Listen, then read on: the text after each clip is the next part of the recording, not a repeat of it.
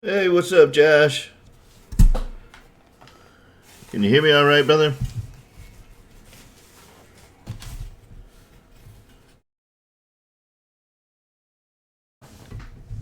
Oh, hell. It's getting crazy. We got Wild Bill up in here. What's going on, fellas?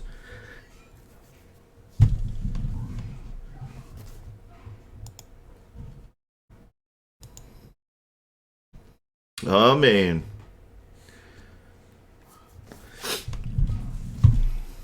Oh, were they live right now? And y'all switched from the RC Sailors to me? Suckers.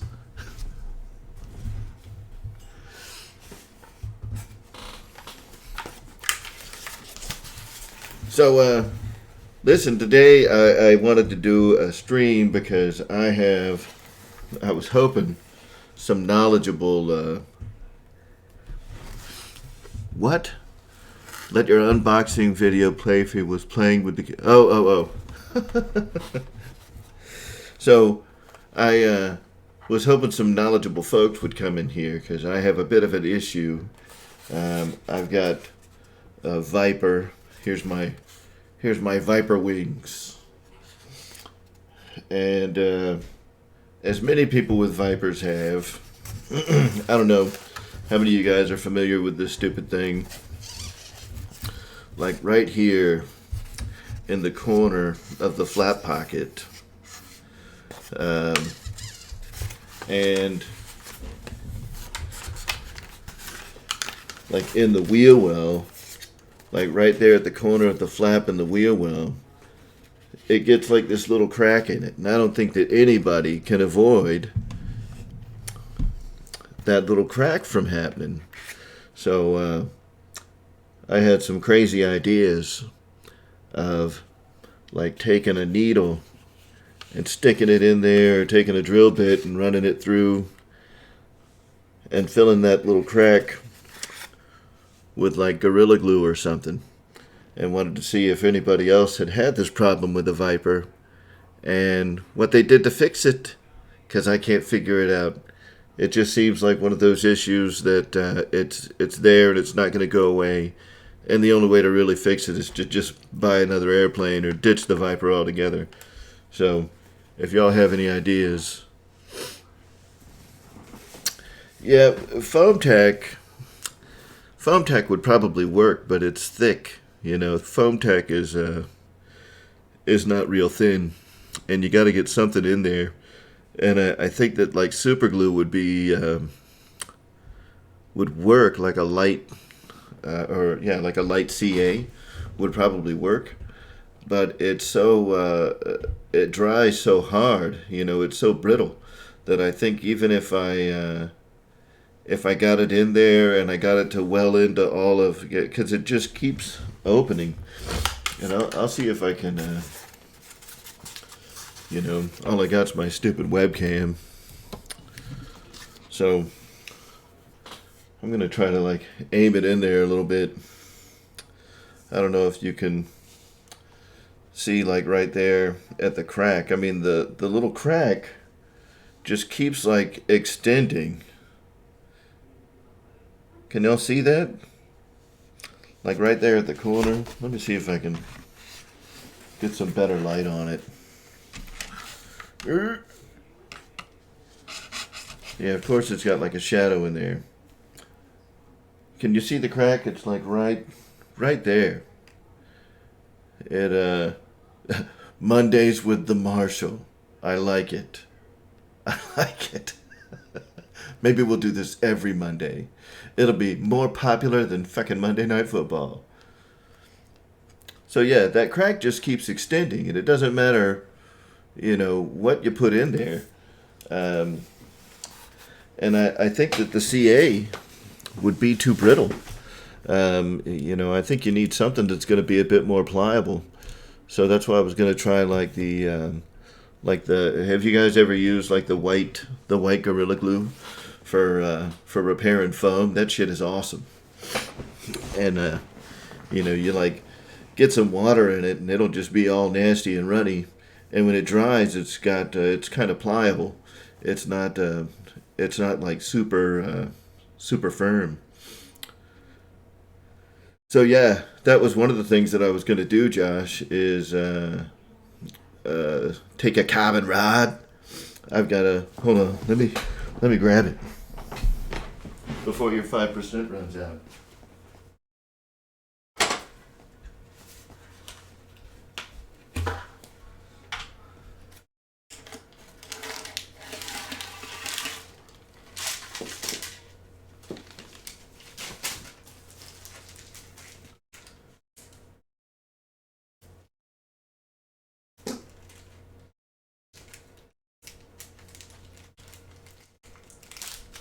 So I've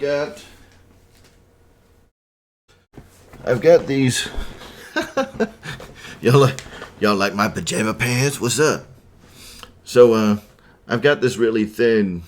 Um, this is it used to be like 3 feet long, and now there's only like a foot left. But this is a really thin piece of carbon rod that I was gonna cut like probably like yay much, a couple of inches, and after I fill the hole with glue or whatever I'm gonna stick in there, I'm gonna like inject it. Skyblazer, I think everybody's Viper has been through a lot, you know. For the most part, I think we learn on them, and I, have had more than my fair share of landings on that thing that were probably tougher than they needed to be. Oh, speaking of landings that are tougher than they need to be, something else I'll show you guys, which is pretty cool.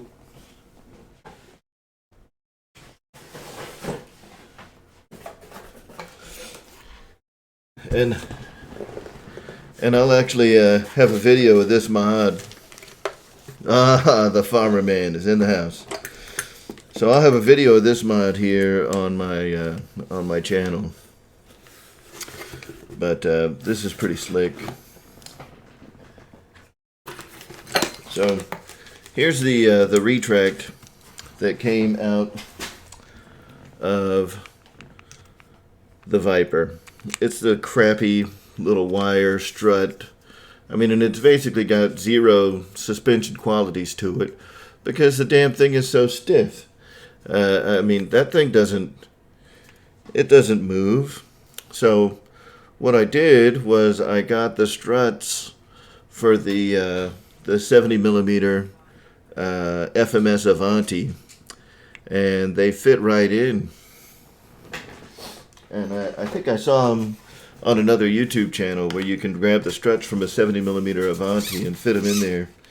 And these are the struts. So they're little, just straight compression oleo struts from the 70 millimeter Avanti to actually give the Viper a little bit of suspension, which it needs desperately, especially for people that are first learning how to fly EDFs. And that thing will just drop out of the ground, if you try to land it with full flaps. So I'm going to do a video to show, how to convert your Viper struts from the crappy wire struts over to some real oleo struts. But that's not coming anytime soon. And the only thing it requires is that you kind of dig that out a little bit right there, and those guys just slide right in. Weep, weep. That was my horrible sound effects for the sound of a retract. Y'all like that?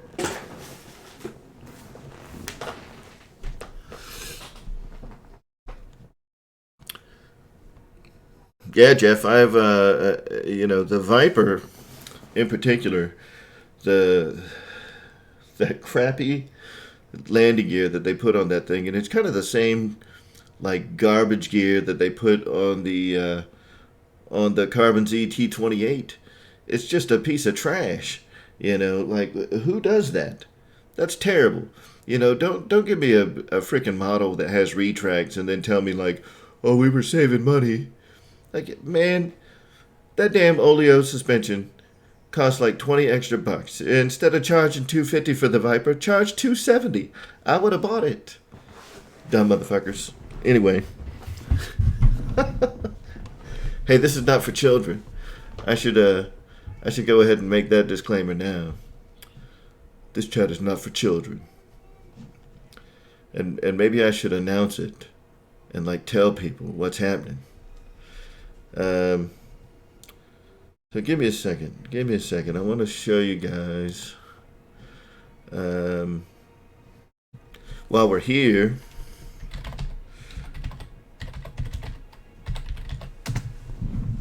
I wanted to talk about the 12 Days of Christmas from a Horizon Hobby.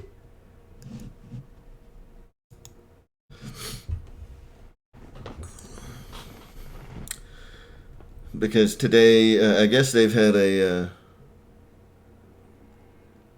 Yak 130 V1 with stock wire legs.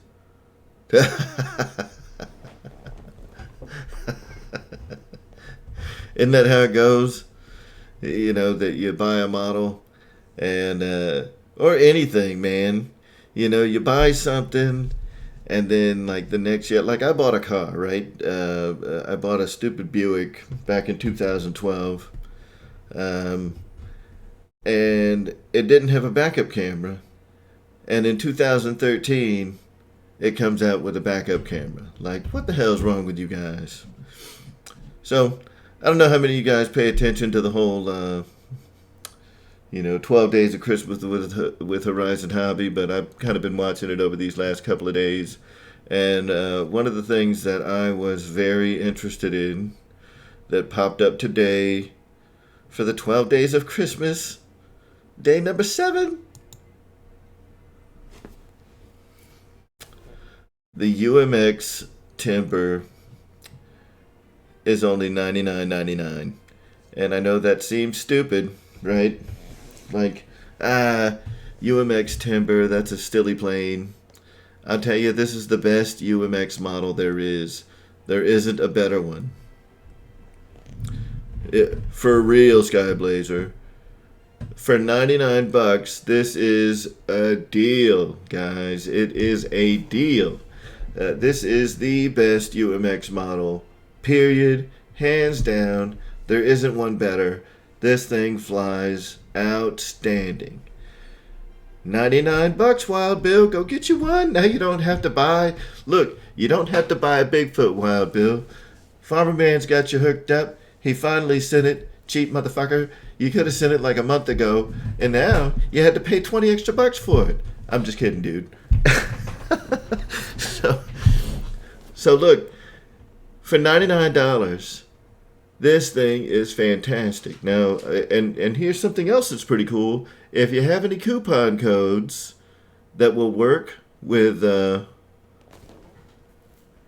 dude, Roofy, only because I don't know how to say your name, so all I see is roofiness.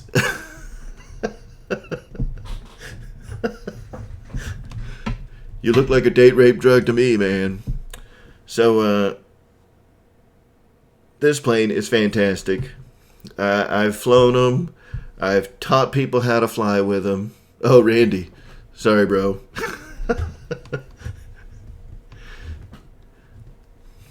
So, anyway, these things they're tiny. You can carry them around with you anywhere. You can...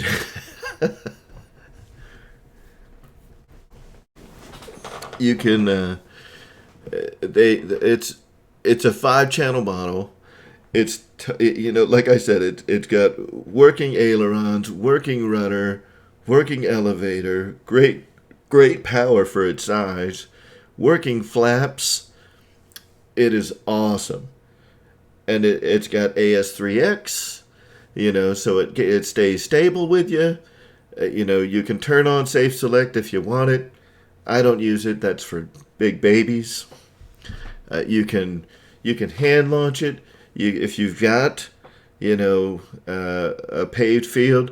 Now, what I'll tell you is it doesn't do very well on the grass because the thing's only like this big. It's tiny. But, this is a Phenomenal little backyard basher. Yes, Josh.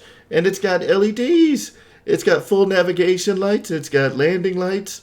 It's got a flashing beacon. It's a great, great little airplane. And for 99 bucks, you're not going to find it that low probably ever again. Oh, and what I was saying about Horizon Hobby coupons, because they actually saved or changed the price, so you can see here that it's $99.99. Because they changed the price and they didn't make it like a Christmas 2019 coupon code that you have to put in.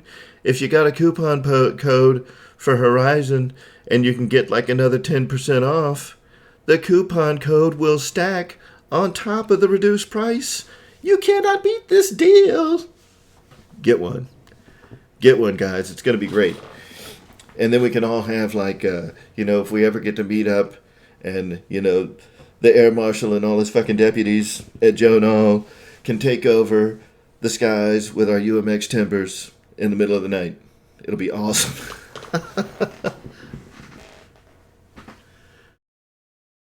Awesome, Fireman. Awesome. Good deal. So let's see what else, because I think I also... Yeah, man. Look, Jeff, you can take the little UMX, the box that they come in. They come fully assembled, so you just take the box that they come in, slip it right back in the box. That thing's like a briefcase. You can hide that anywhere. You can hide that shit behind the couch. You can hide it in plain sight. You'll never even see it. That's awesome. That's awesome. Yeah, those guys at Hobby Zone, those are good folks. So, yeah, that's great that they still did that for you.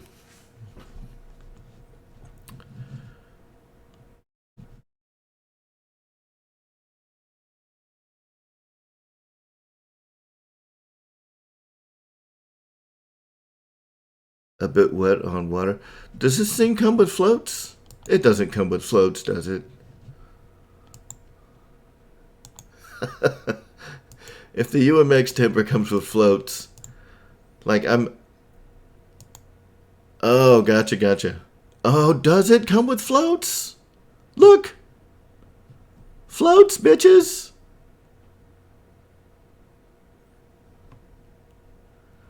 Do you have to buy those separately?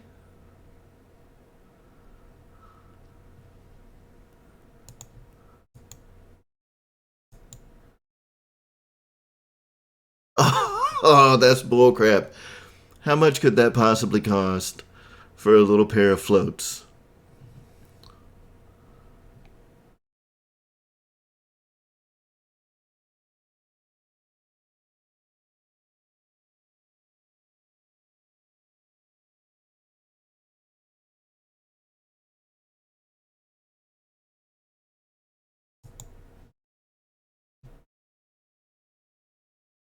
Dude, this thing is awesome, though.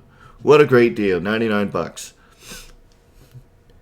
If you've never flown a UMX model before, I highly recommend grabbing the Timber UMX. It is the best out there. There isn't a better UMX model. Grab it. You're going to love it. I'll tell you what is a great indoor plane is... What is that thing called? Is it the Night Vapor?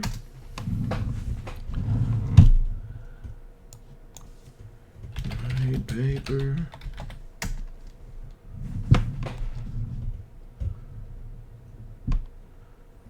So they had a little black vapor. This might be it.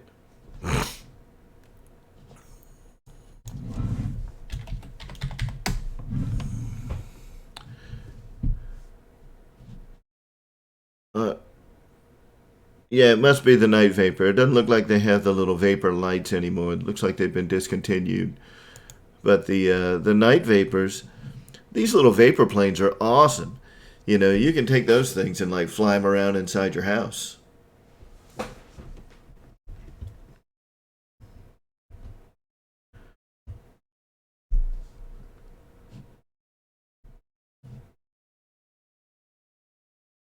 Oh, there was another thing that I wanted to show you guys on Horizon Hobby on the 12 Days of Christmas, because I believe that is a Carbon Z Cessna 150. Let's see what kind of deal they got on that guy. What's the normal price on this? $3.99?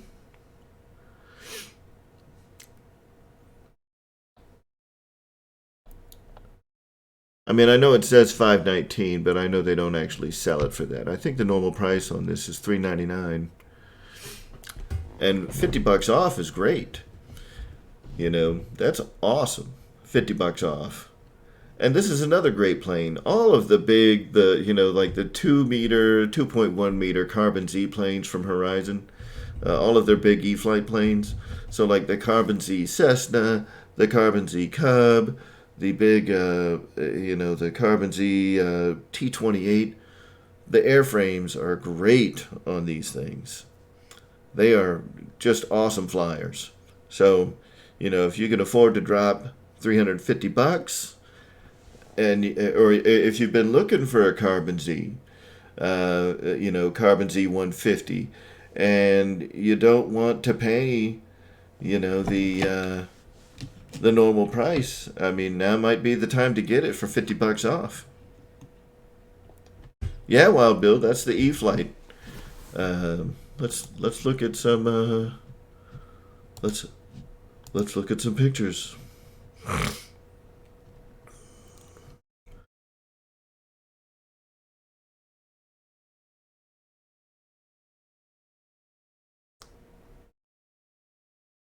And that's awesome. You can get a set of floats for the Carbon Z Cessna.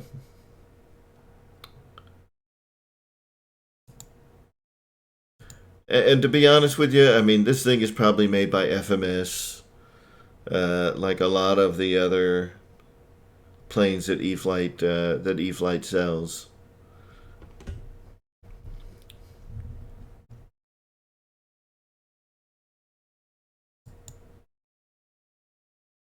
Oh, look at that! They got skis on there. So I guess you can get a ski set or a float set for the Carbon Z Cessna 150. That's pretty fun.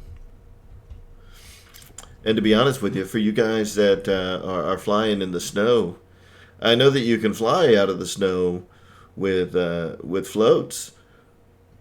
But if you can get skis, isn't that even better? So 'tis the season, guys. Chop chop. Wild Bill, do they still have the UMX Waco?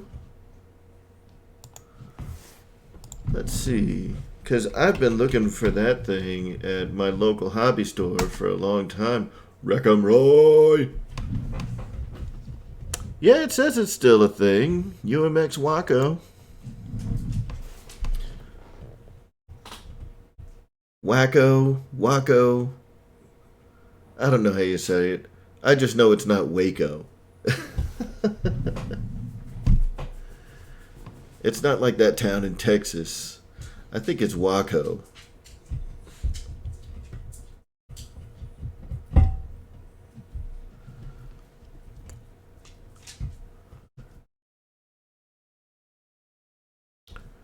Jeff Nichols. What the UMS Stagger Wing with flaps and retract? Is that an E-flite plane?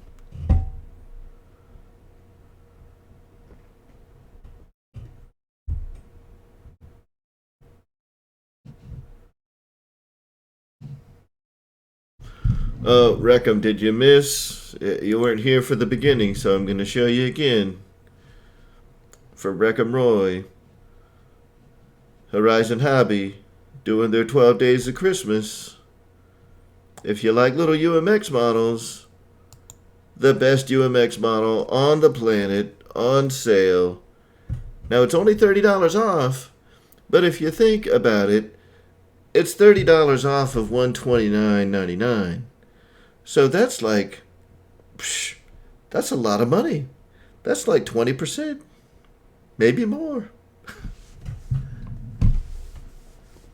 I mean, that's a big hunk of change. That is a big hunk of change off. Yeah, I watched their video earlier today too. And I mean, I got excited about the UMX Timber because this thing is a phenomenal, phenomenal little bitty plane.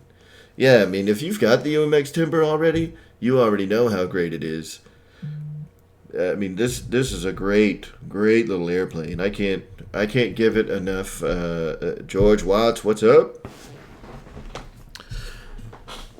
So nothing. I just decided to do a quick little stream because because I like people. And somebody said,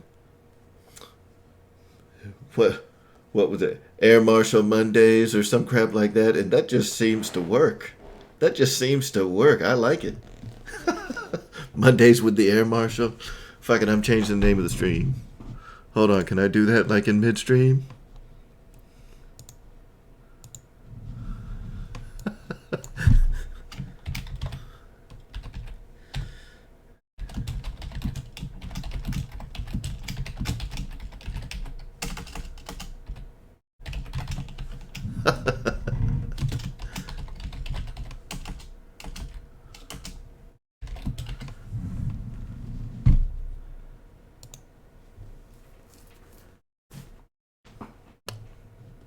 Oh, look at that.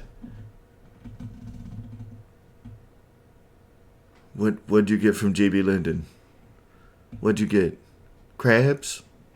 Did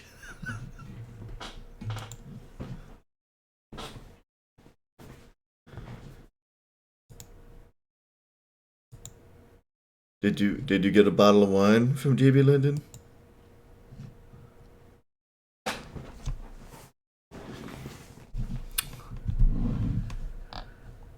All right. So who else is running Christmas sales? Do you guys know? Let's see if Hobby Zone's doing.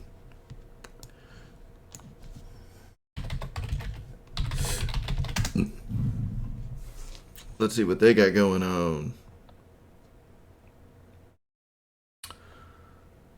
Holiday gift guide.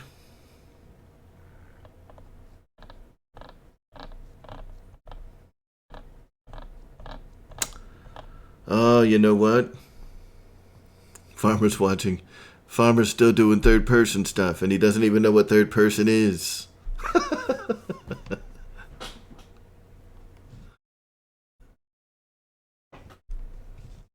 So, it seems like there's a lot.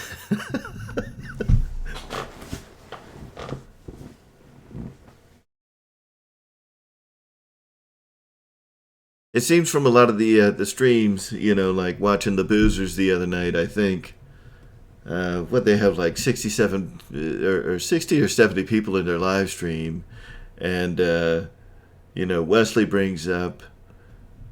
Uh, he brought up the Mandalorian, and people started to lose their fucking minds, man.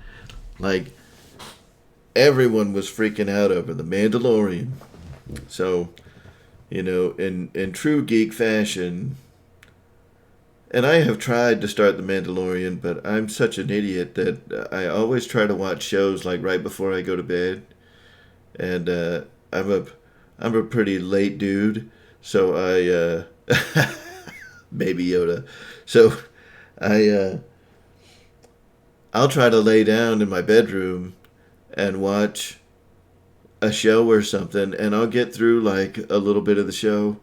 So today when I got home, I was like, you know what, man, I'm gonna do this. I'm gonna watch The Mandalorian, and I've gotten through the first couple episodes, and so far it's pretty good, But is the what was the damn it? My entire train of thought just went completely gone. You guys ever have that happen where you're thinking about something and it just goes completely away, like whoosh, gone. The train is gone. Lee Davidson's hangar, what's up?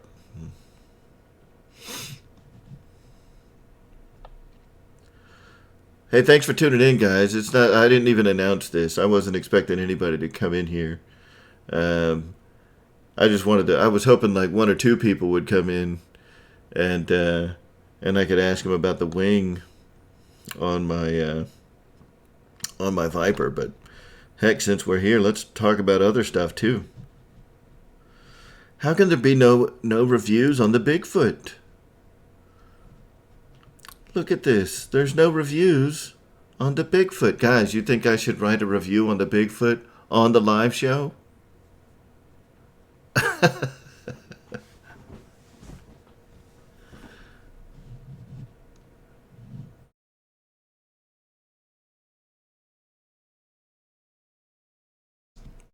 Oh, Lee Davidson. Check it out. Um, what was So a couple of videos ago on my channel, I had done a like a long-term review of the F-15 and the F-16, and during the flight of the F-15, so I took it and I hand launched it, right, and that was the first. Um, that was the first time that I had flown at that field, and that field was like a cow pasture, and it was full of water and little like it was gross, which sounds terrible, and maybe I needed to have like some hip waders on or something so I could walk around in that big ass swamp, but it wasn't necessarily bigger than the field that I normally fly at, but it was like it wasn't surrounded by trees on all sides, and I guess to some degree I use those trees as a reference. So when I hand launched that thing, I sent it out there, and I don't know if it was just a little twitchy. You know what it was? I forgot to turn it off of Safe Select, because I'll put it in Safe Select to do the hand launch, and then I'll come out of Safe Select and I'll turn it and get it going in a like a hard right bank to bring it back to me.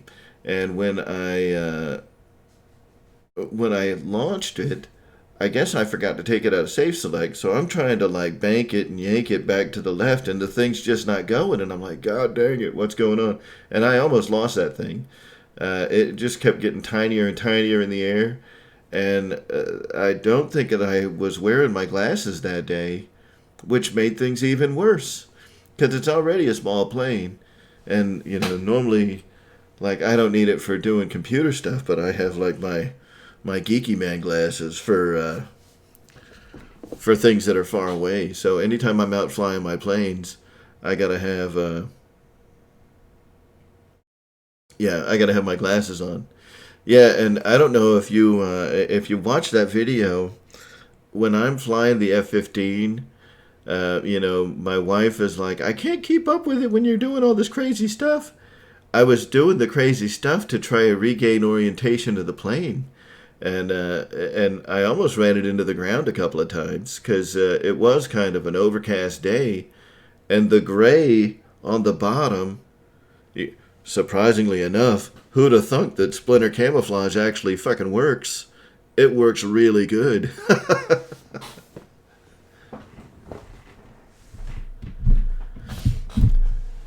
Yeah, Jeff Nichols. I have done that before, and when I first started flying, I got an apprentice, and the guy that I got paired up with to be my coach at my flying field, he told me, that like he would never let me use beginner mode. So I never flew it in beginner mode. In fact, I never even put it in like intermediate mode. Like they trained me how to fly the plane in expert mode. So I, through the whole flight training process, and probably for the first couple of months that I had the plane, while I was learning how to fly, I never took it out of expert mode. And one day I thought that, like, hey man, let me let me try beginner mode and see what it's like. And I hated it because I guess I wasn't expecting it to like self level so well. Like I'm giving it some right aileron, and then I let go and the thing just goes back straight, and I'm like, damn it, stop doing that. And you really have to like throw the right stick into the stops just to get it to go 30 degrees over. And I just did not like it at all. So I put it in beginner mode once, and then nothing, never again, never again.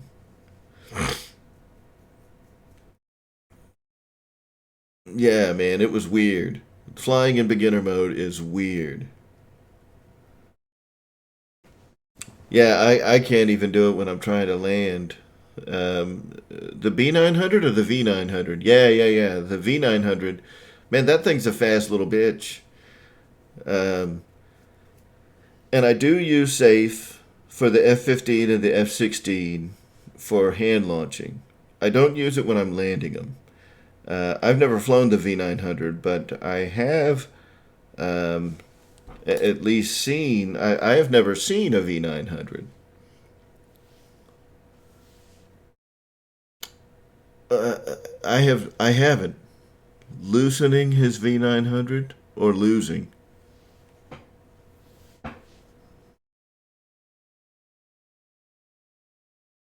Did he lose it the way you lost your pits?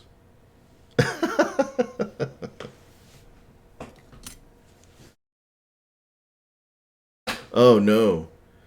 Did it like just keep going on him? Did it just fly away and he never got it back?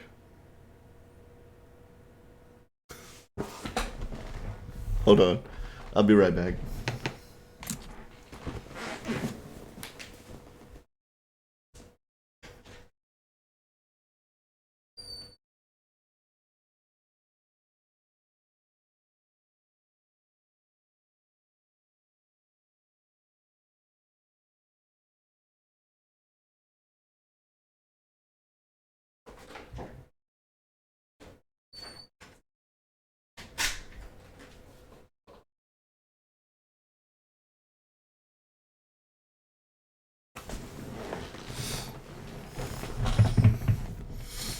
Oh, nice. So wait. So Roy, you saved a plane? Cuz that's not like you. I mean, I don't really know you, but we see the videos, man. You're not really the kind of guy that likes to save planes, at least from what I've seen. I mean, I've seen you like wreck more planes than I own, and it's awesome.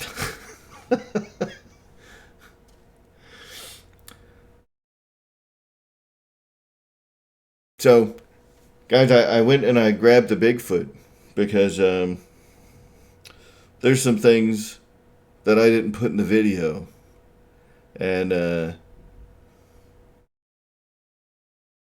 they need to be. So, one of the things that needs to be, or I should mention, and I did mention how stiff these stupid big ass tires are. These tires are pieces of crap. And on one of my landings, it started going like crazy. And what I noticed when I got home, and this is not from a hard landing. That wheel is about to come off, or maybe not about to come off, but these are pre-installed, and it's my fault for not checking the.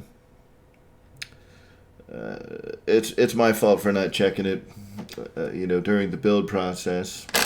But there's like a locking, like a nylon locking nut that goes onto that axle screw that holds this wheel on, and that thing is just flopping all around. No, it doesn't need a sleeve. The nut on the back of the axle is just loose, so it's just wobbling all over the place, which I'm sure is part of what contributed to this thing just having terrible ground handling when I first got in. Yeah, I know, Roy. What were you thinking, saving a plane? It's your job to wreck 'em. It's in your name, dude. But other than that funky wheel, this little Bigfoot is a great little plane. For folks that like high wing, easy to fly planes. One thing that I really liked about it is, at least in my experience with a lot of the high wing planes that I've flown, so like the Apprentice and the Timber, when you roll a when you roll an Apprentice or a Timber inverted, they tend to, they want to have lift, so they will want to angle themselves down pretty bad, because that's just how the airfoil works. This guy, you couldn't see it in the maiden video, but in my second and third flights, I did I did a lot more fun stuff with them.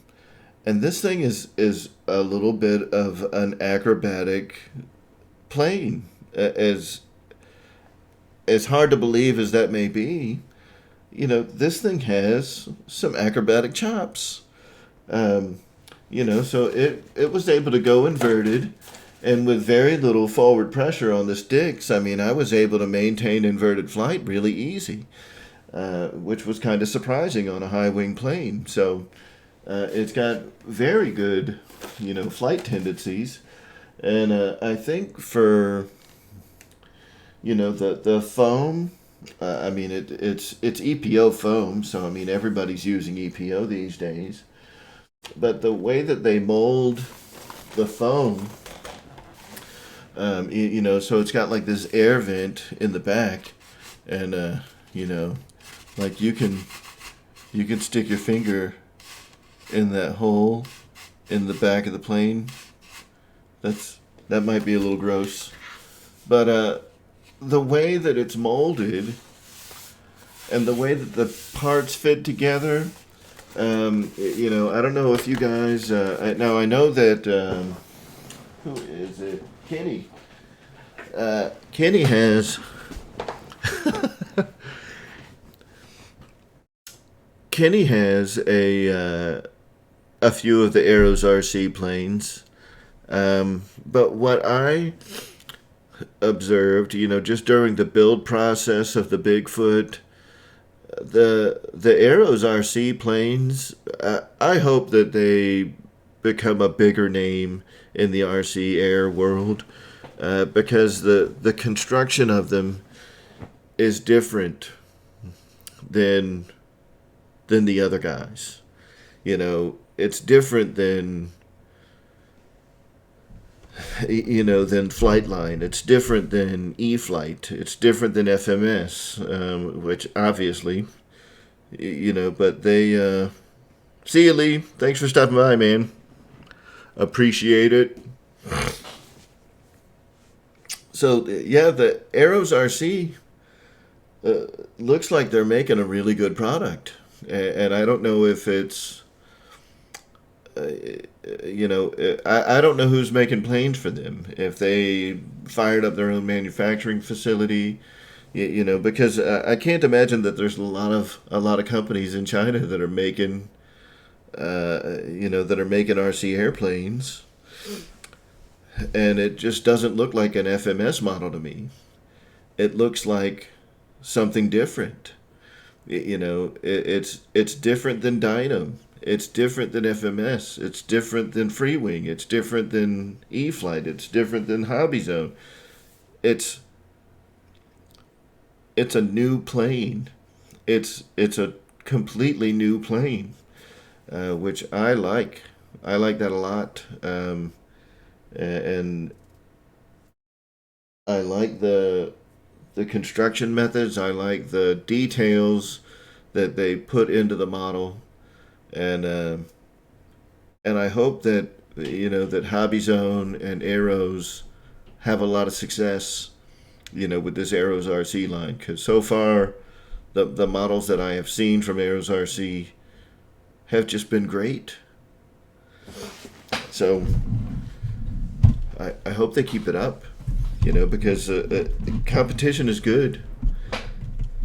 and Flightline and Freewing and E-Flight and and FMS and now Dynams, is supposedly getting back into things and doing things right. I mean, if they own all of it, then they're gonna rest on their laurels. They're never gonna get better.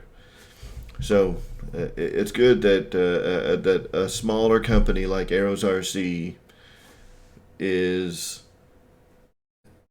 going to push those other manufacturers to make better products, because right now Arrows, for a cheaper price, is making better products than them. So I think it's cool. What's up, Colin?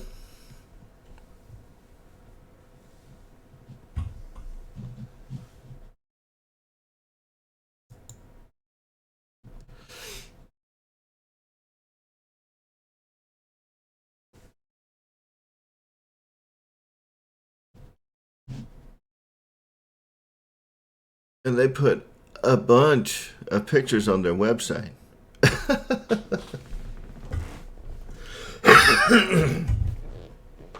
Excuse me.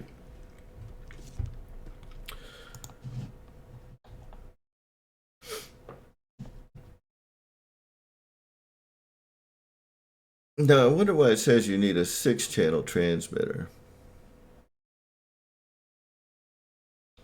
Up to 3,200 milliamp.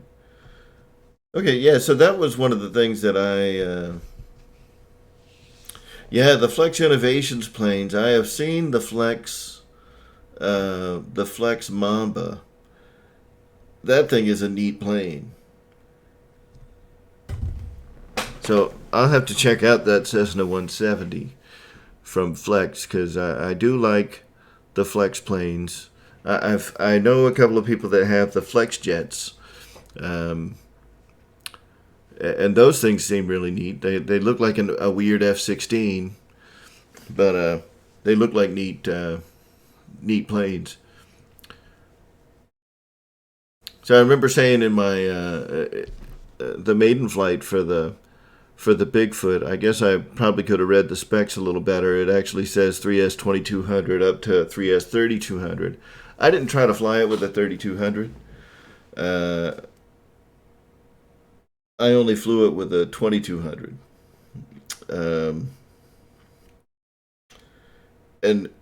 But the battery compartment is huge.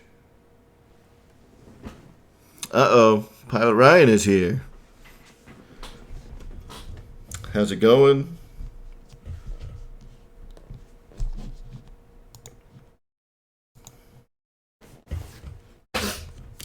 So, Pilot Ryan, you know any other big sales that are going on? Yeah, no, and I know that you saw this earlier, but I gotta show it one more time because I'm a little geeky about it. I am a little bit geeky about this right here. The best UMX, the best ultra micro plane on the planet. $99. Go get one. But don't get it from here. Go right here, guys. Since Ryan's watching now.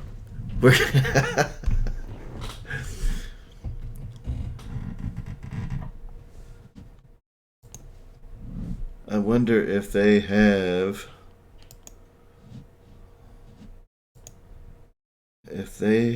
the timber for the sale price at Hobby Zone. Not yet. Not yet. Hey, do you know if they're going to awesome. Yeah, so if Hobby Zone is going to to have these things for $99, man, that really is a great price. And even if you don't like the HH guy said Hobby Zone would have them for 99 bucks tomorrow. So, even if you don't like little airplanes, even if you don't like high wing airplanes, even if all you fly is jets, I'm telling you guys, this thing is a little backyard bruiser. You can damn near wreck it into anything. It is a ton of fun. Go grab one for 99 bucks. That's a great, great price. And some of you guys are hearing me say that now for like the 18th time. I can't talk about it enough. The UMX Timber is a fabulous, fabulous airplane. It's awesome. It's awesome. There is no UMX plane that is better than the Timber. The Timber is that good.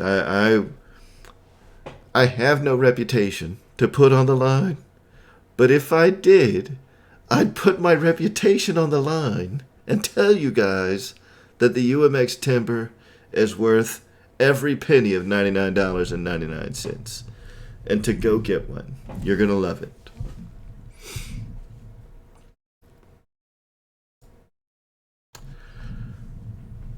Oh, yeah. Yeah, it's a great plane. So, while you guys are what do you think the next thing is to come on sale? I watched their video today, and it depends on, what order they go in. It looked like they had a Cirrus, like an SR, but it didn't look like the 1500 model. It might be like the 1.2. Do they still sell the Cirrus 1.2?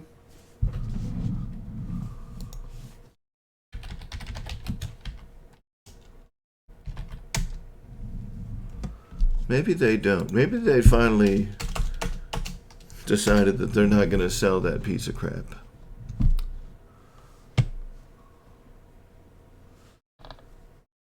So maybe it was... it could have been the Cherokee, because it doesn't... just sitting next to the big Carbon Z Cessna 150 that they had on the table, it didn't look like a 1500 size airplane.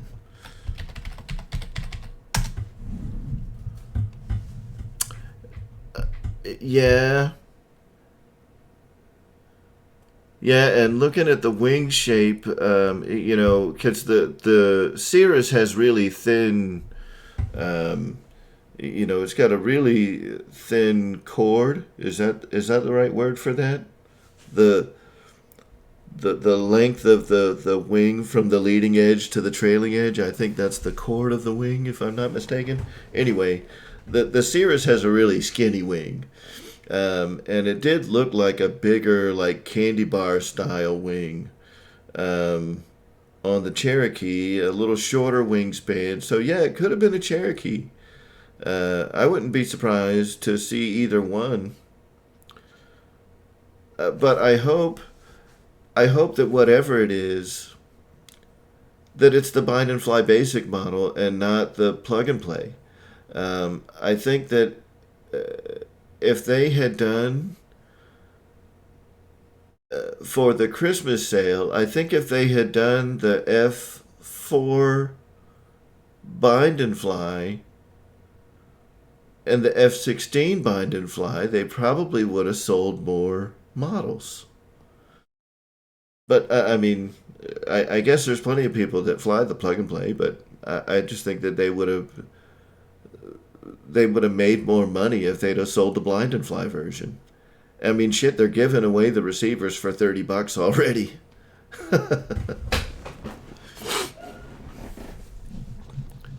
you know, why not just sell them?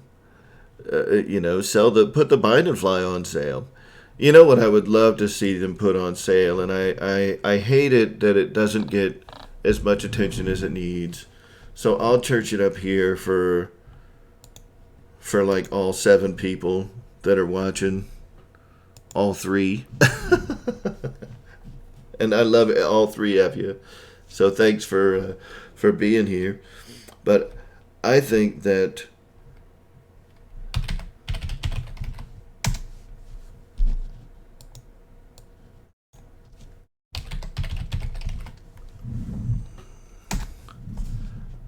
I think that this plane right here, uh, awesome. They're on back order, so that means that they are selling. Guys, if you haven't flown one of these things, this is another one of those like hidden gems from Horizon Hobby. They are phenomenal. Phenomenal. I got one pretty early in their release cycle, and I've only ever flown it on 3S. I know there's a lot of folks that say, like, oh, you got to fly it on 4S. No, you don't. Um, Thanks, Jeff. Thanks for coming by. And, maybe I'll start announcing these things, and we can have more people tuning in. Not that we need more, regularly scheduled RC shows, but I enjoy doing it. So, over the next few weeks, it's going to get kind of hectic because we're moving. Oh, you guys want to talk about cars? You guys want to talk about cars? Axial Blazer.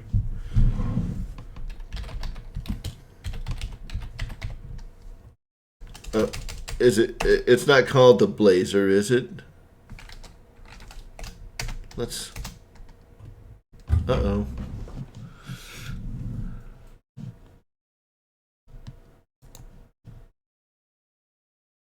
Let's just look at all things Axial.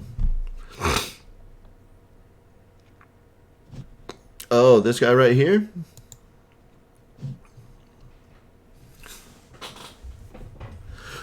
Ah. So let's go back to the 12 days of Christmas. Yep, that's it. What's this big beast? What? It says Arma Creighton. Oh, there must have been a bunch of things on the first day of Christmas.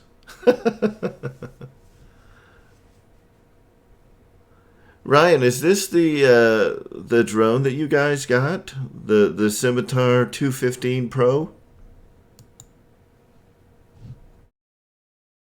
Or did you guys get a different one? Cool. How much is that guy? $199. But you gotta have FPV goggles. I guess if you're gonna try to fly at FPV, you need FPV goggles. I don't have those.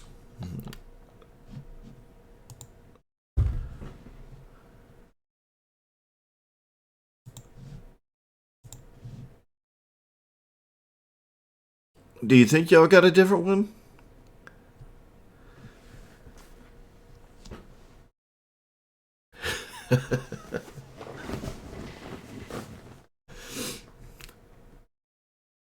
Oh, yeah. Yeah, it's probably smaller. This is a 5 inch. Um, I think it's a little bigger than the one that you guys got. And I think that's the size of the blades. Now, I don't know much about drones, but I think that 5 inches is the diameter, I guess, of the blades, like from around the outer circle. So they're 5 inch propellers. I used to think that was like the length of the chassis, but what do I know? I'm not a drone guy.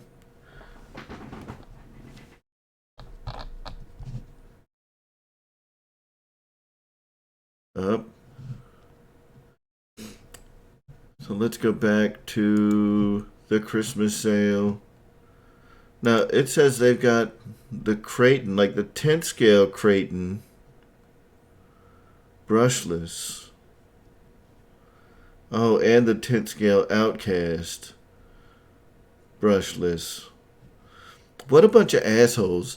Ryan, you and Wesley, that show that you guys did, like a long time ago. We're talking like late 80s, really like mid 80s. So I probably got my first car in like the mid 80s.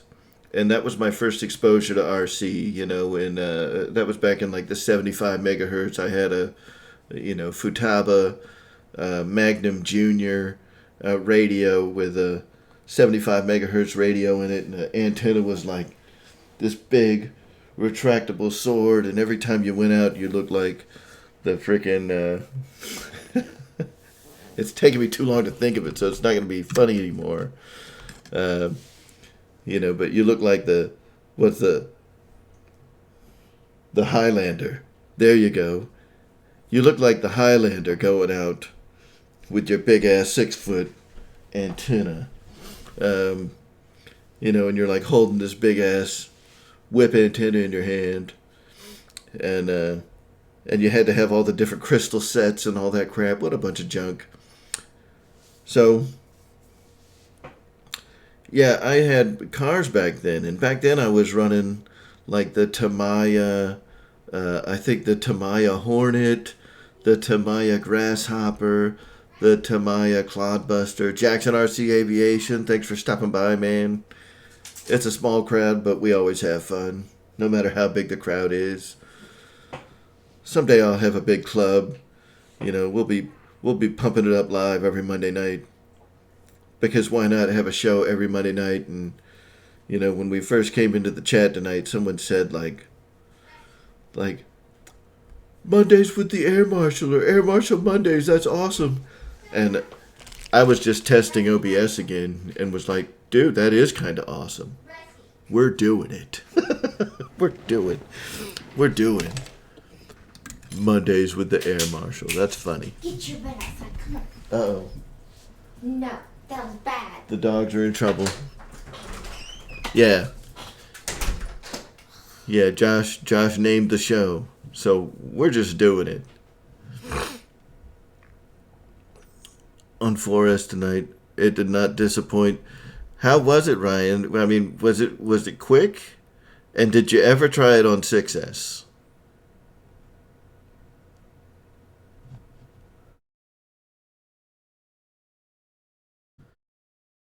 So I'm wondering if these are both 4S model. Oh, these are 10th scale, not 8th scale. So I'm wondering what the difference is, other than the body, between the Creighton and the Outcast. I mean, it doesn't look like they're that much different, but I could be completely full of crap.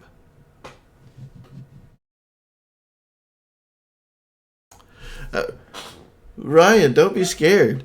It's a car. I mean, are you going to crash it? They were built to crash.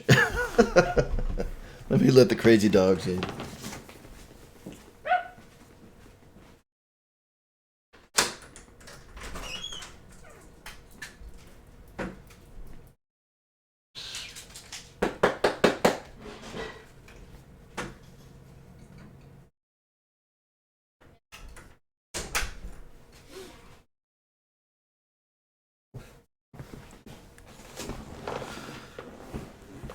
So that's all I had back in the day. All I had was 10th scale.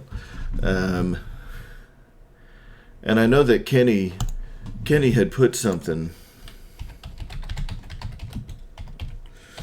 He's actually got one of these still. I had the original RC10 with the aluminum chassis. So this was the first car that I had back in 1985, and man, I'll tell you what, I don't know, one of the things that I really enjoyed about cars back then was you couldn't buy RTR. I mean, there was no such thing as ready to run or almost ready to fly. Everything back in the 80s was kits. So if you wanted a plane, you were buying balsa kits. You'd be lucky to find one that had all the parts and pieces already cut out and you still had to glue them together and cover it. But cars were the same way back then. So you bought the kit and it had everything that you needed in the box, but nothing was put together. It was just a box of hundreds of parts. And it was awesome. It was awesome because you could take a kid who doesn't know much about mechanics and, even more so then fixing a car, building it from one of the kits back in the days was a very enjoyable experience. It was something that I got to share with my dad. At the time, my dad was still working, and Doesn't I forget you? he was in orthopedics. He was in surgery like every day. So, I didn't get a lot of time to spend with my old man.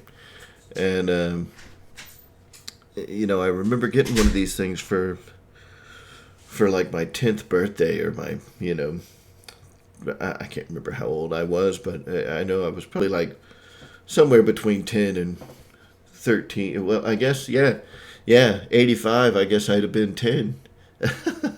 So it was like Christmas of 85. Um, and we spent like Christmas Day and the next day putting this thing together. And I remember not even opening any of my other presents until we were done putting this thing together. And it formed a bond between me and my dad that I had not had up until that point. Just because he was so busy with work, um, and it was awesome. And I know that there's still some companies that make kits, but at least in my opinion, it's the reverse of what it should be. I think that there should be more kits, and it should be like, okay, there's a few, ARF models, but, I guess it makes it a lot more accessible. It makes the hobby a lot more accessible to more people if, with the ARF kits, or the, almost ready to run, the ready to run kits that already have the radio in them. I mean, you just take it out of the box, slap a battery in, and you're on the road. So it does make the hobby more accessible, but, at the time that I got this, it was what I needed at that time in my life, and it made such a huge impression, and I've been stuck in the RC hobby ever since, but mostly cars up until recently. So, it's funny. I see, like Wesley and Ryan, how you guys are, and I think Wesley's had cars for a little while. But I think, Ryan, you're just now getting into them. And for me, it's the exact opposite. Like, I was running RC cars my whole life. And, I'm just now getting into airplanes over these past few years. 3, 4 years I've been flying now. So for me, I'm as thrilled with airplanes as you guys are with your cars, and I am thrilled for you guys to be having so much fun with the cars, because that was all I knew about the hobby. I always wanted an airplane, but back in the '80s and even in the early '90s, and really up until the last 5 or 6 years, airplanes were so expensive. Back in those days, even like it cost a couple $100. Yeah, I got planes are your jam, but don't discredit cars. I think that you're going to have a lot of fun with them. Um, and and airplanes now, I enjoy flying more than I ever enjoyed cars, because with an airplane, there's I enjoy the challenge of flying much more than there really isn't a challenge to driving. The challenge to driving is avoiding obstacles. No, you go right outside your backyard, and you can bang a truck around. Um, with airplanes, that damn cat. I need like a cat boomerang. Hey!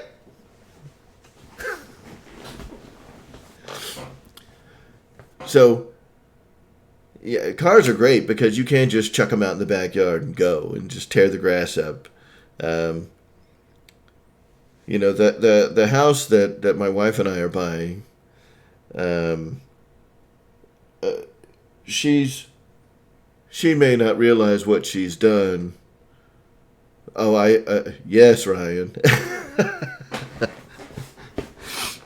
Remember, that's all I did was cars for a long time. Yeah, and those RC10s, what I was showing on the webpage here, not necessarily this model, and, it's not like I can go back and look at, like, every variant of the RC10 ever, but, let's see, 110, two-wheel drive. Okay, so this is like the latest version of the RC10. And now they've got like composite chassis and all this stuff. Once I got beyond that first RC10, which I just used as like a backyard basher, and started getting into more of the racing, and started doing like two-wheel drive buggies, with the long arm front suspensions, and it's, fully independent. I got these things hauling ass. You could get these buggies going 40, 50, 60 miles an hour all day. And man, you can take some serious jumps. And you're right. I know in your videos, you were talking about how you can control the attitude of the car. By giving it gas, you can get the attitude of the car to change in the air. If you hit the brakes, you'll make the nose tip down, and you definitely have to be in control of that. Especially if you're going over like double jumps and triple jumps. It's just like motocross. These things are awesome, awesome.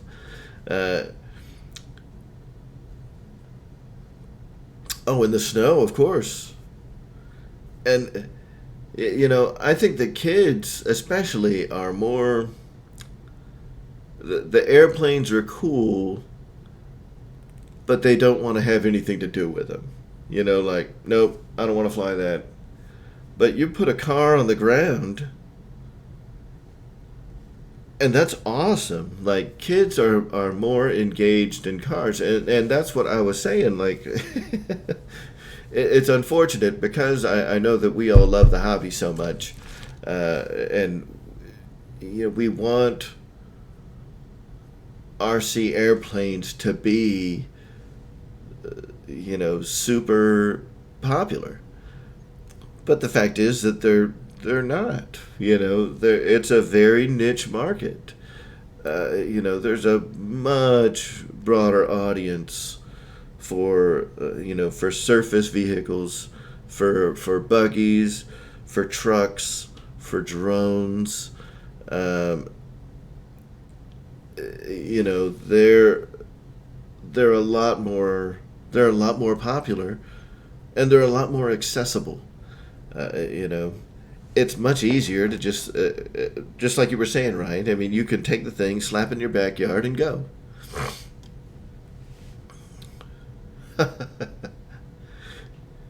Traxxas. And it's probably because of brand loyalty that I've never liked Traxxas. Associated Electronics. This company has been in the RC racing game really longer than anybody. Truly longer than anybody, I don't know. But, these are phenomenal cars. They've won multiple championships. So, when I first got into the hobby, because an Associated car was the first one that I ever had, I've always had a bit of an affection towards them. And I think that all RC guys, car guys, whatever. Like if you're a Ford guy, you're a Ford guy, because your dad drove a Ford, and then you drove a Ford, and then you drive Fords for the rest of your life or whatever. Oh, Wild Bill, you have asked the question I was waiting for.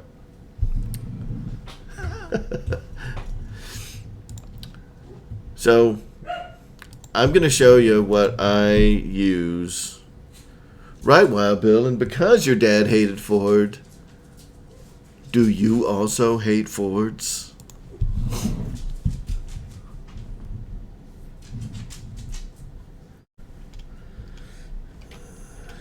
You know what, Ryan? Because you're in here, I'm going to show these off at Hobby Zone. So,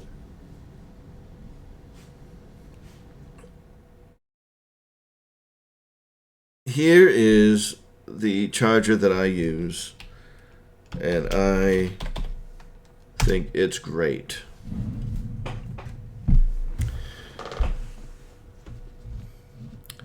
And, Ryan may be a shill for Horizon Hobby, but I am not. I don't get paid squat doodly poop scoots to tell you that this is a fantastic charger. I'm just kidding, man. I don't. So look, this charger is made in partnership.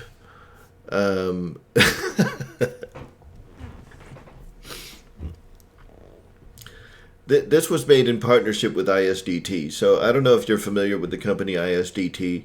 They're a smaller company certainly smaller than Horizon, smaller than the Spectrum brand, but they make great chargers. And they came out with this great technology called BADGO, and that BADGO technology, it was something special.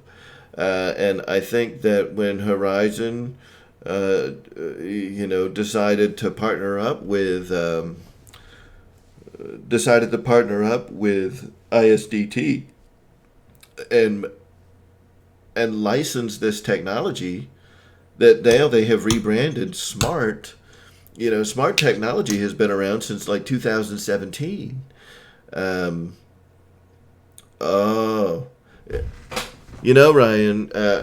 I don't have like 87 airplanes, and now I have 60 loyal subscribers who watch every video that I make.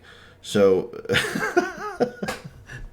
I'm actually going to be doing a review on the S2100 smart charger and smart batteries.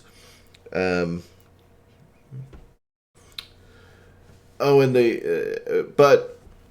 hey, we're all going to live in harmony, and I'm not going to worry about what you put out. You don't worry about what I put out, because my videos are going to be junk, and you're still going to be the king rat. So it's all good, man. I'm just going to do reviews on what I own because what I can buy right now is pretty limited.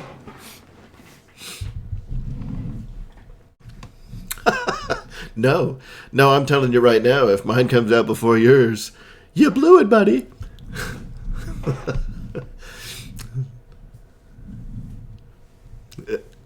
So, anyway, Wild Bill. So here's the reason that I recommend the S2100, right? It says, so you look at this thing, and they've got like a 1x200 charger, and they've got this 2x100, right? So there's an S1200 and an S2100. The 1200 is a 200 watt charger. Sure, it can do 200 watts. Which means that it's going to be able to charge a 6S battery a little faster. Now, I could do all the math and all that crazy stuff. But here's what I'll tell you. If you're only using one channel of the S2100, it can charge up to 180 watts. And it's AC. And if you don't need to charge two batteries, or if you're not charging 6S batteries, you can charge like two 3S batteries at like 1.5C, and you can get them done quick. Sorry, you know, so yeah, George. I mean, you can do parallel charging on these things. Are there better chargers out there? Absolutely. Like an iCharger, 308 or an iCharger 410 is going to beat the shit out of this. But for the money, for $150, and I know that there's other ones out there that are, I know that you can get like, let's look at another one, another charger. Happy Zone.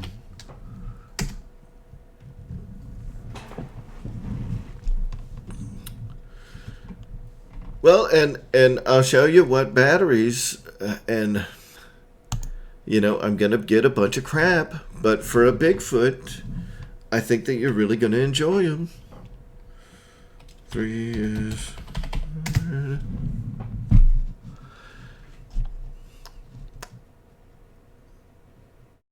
And I know that people are going to give me hell because they're $26.99 or whatever. I am sold on the smart ecosystem. Yeah, Ryan, the big Venom, the 4-channel Venom, and the and the 2-channel Venom. I think those are pretty popular, but they're 100 watts. For the size of the Venom charger, I would have expected them to put a bigger power supply in it, and have been able to make a better, I would have expected for it to have been better. I mean, I guess that's all I can say. When you compare that to what they've done with the smart chargers, I think that they could have done a better job. So, well, Bill, I really like these smart batteries, and I'll show you in a second why. So, number one, they're backed by Horizon Hobby. There's not a lot of companies out there that are going to back their products the way Horizon backs their products. And again, I'm not shilling for anybody. I'm just telling you how it is. Horizon backs their products to the T, right? If you have a problem with this battery, as long as you didn't abuse it, they're going to replace it for you. They're going to give you another one. Now, let's go back and look at something else.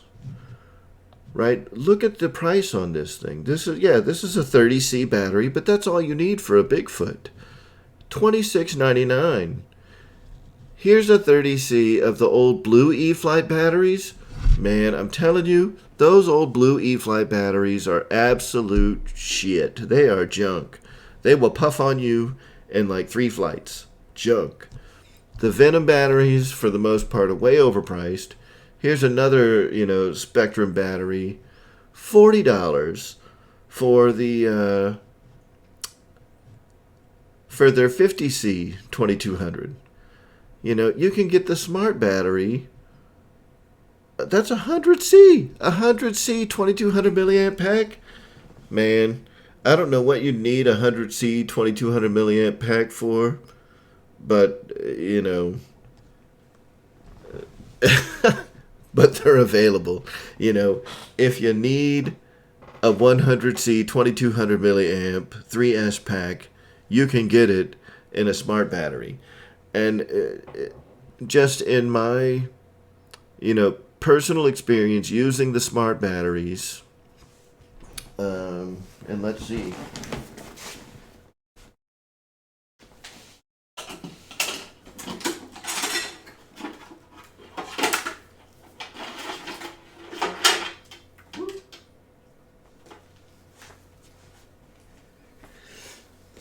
So I actually felt like I needed to bust one out so you guys don't bust my chops about like, Dave is just talking crap about having smart batteries.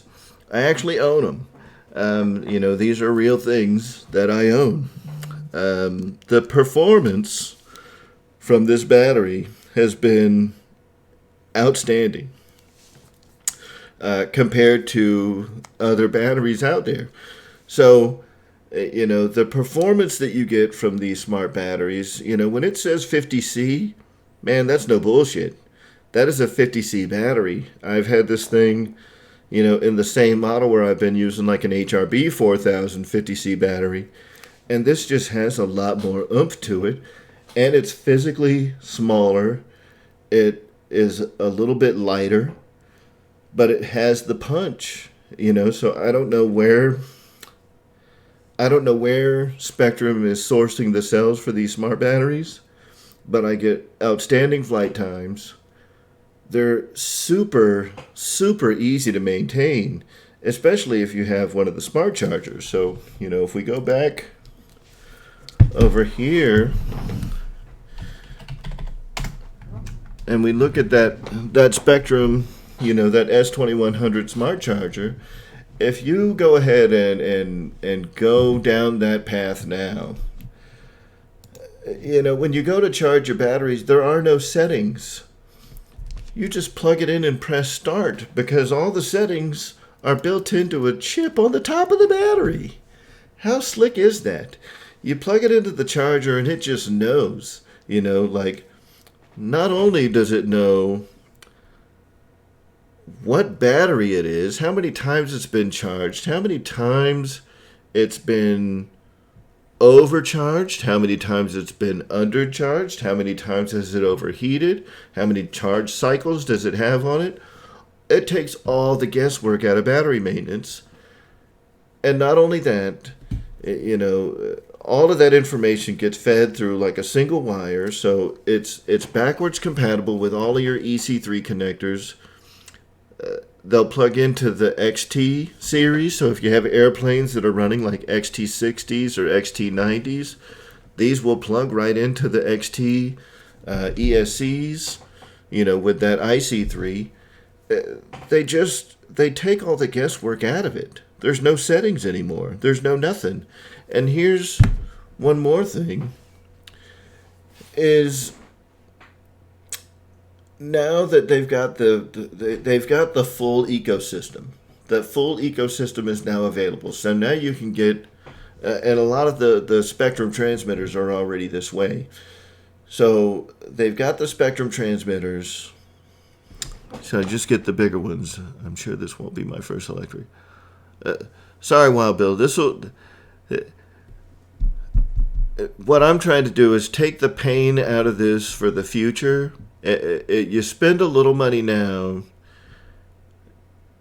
and I think that you're going to enjoy the hobby a lot better, if that makes sense. If it's something that you think you're going to enjoy and that you think you're going to stay in, you don't have to go all in and buy a $500 plane, but these batteries, especially when you start talking like 2200 3S batteries, 2200 4S batteries, those are wildly popular battery sizes in a lot of different models. So this isn't the first and only model that you're going to use that battery in. So why not invest in something that's good, that's going to last you a long time, and is going to keep you happy? Now, if we look at all these batteries, I think that you should absolutely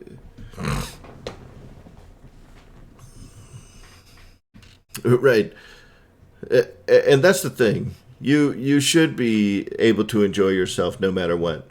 Now, Wild Bill, I'll tell you, you asked 2200 to 3200. Should you just get the bigger ones? I'll tell you, I was getting about 5 to 6 minute flight times out of a 2200 pack on the Bigfoot. And Ryan, I don't know if Ryan can speak to this. I know he's probably got more flights on the Bigfoot. Between him and Bobby, they've certainly flown it more than I have. I've only got like 4 or 5 flights on it right now, and I flew all of them on the 2200 3S packs. Did you guys try throwing a 3200 pack? Bigger, better for Christmas and mini planes.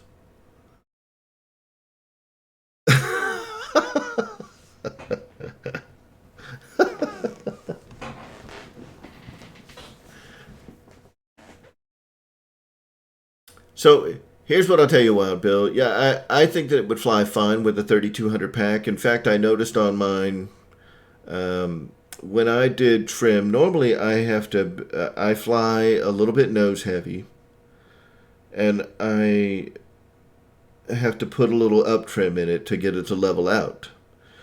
Um, and I think it will work with the 3200. Um, and I think it would be fine. But you get to this point of thinking that a bigger battery or bigger milliamp hours is somehow going to equate to better flight times. And the converse happens where the motor has to work harder to keep the plane airborne, so you have more current draw to keep the plane airborne with that much weight in it, which makes it all kinds of equals out at the end. Like it's not directly proportional, if that makes sense. Like, because you're adding, if a 2200 gets me, you know 6 minutes, is a 3200 going to get me, uh, you know 9 minutes? And the math doesn't really work that way.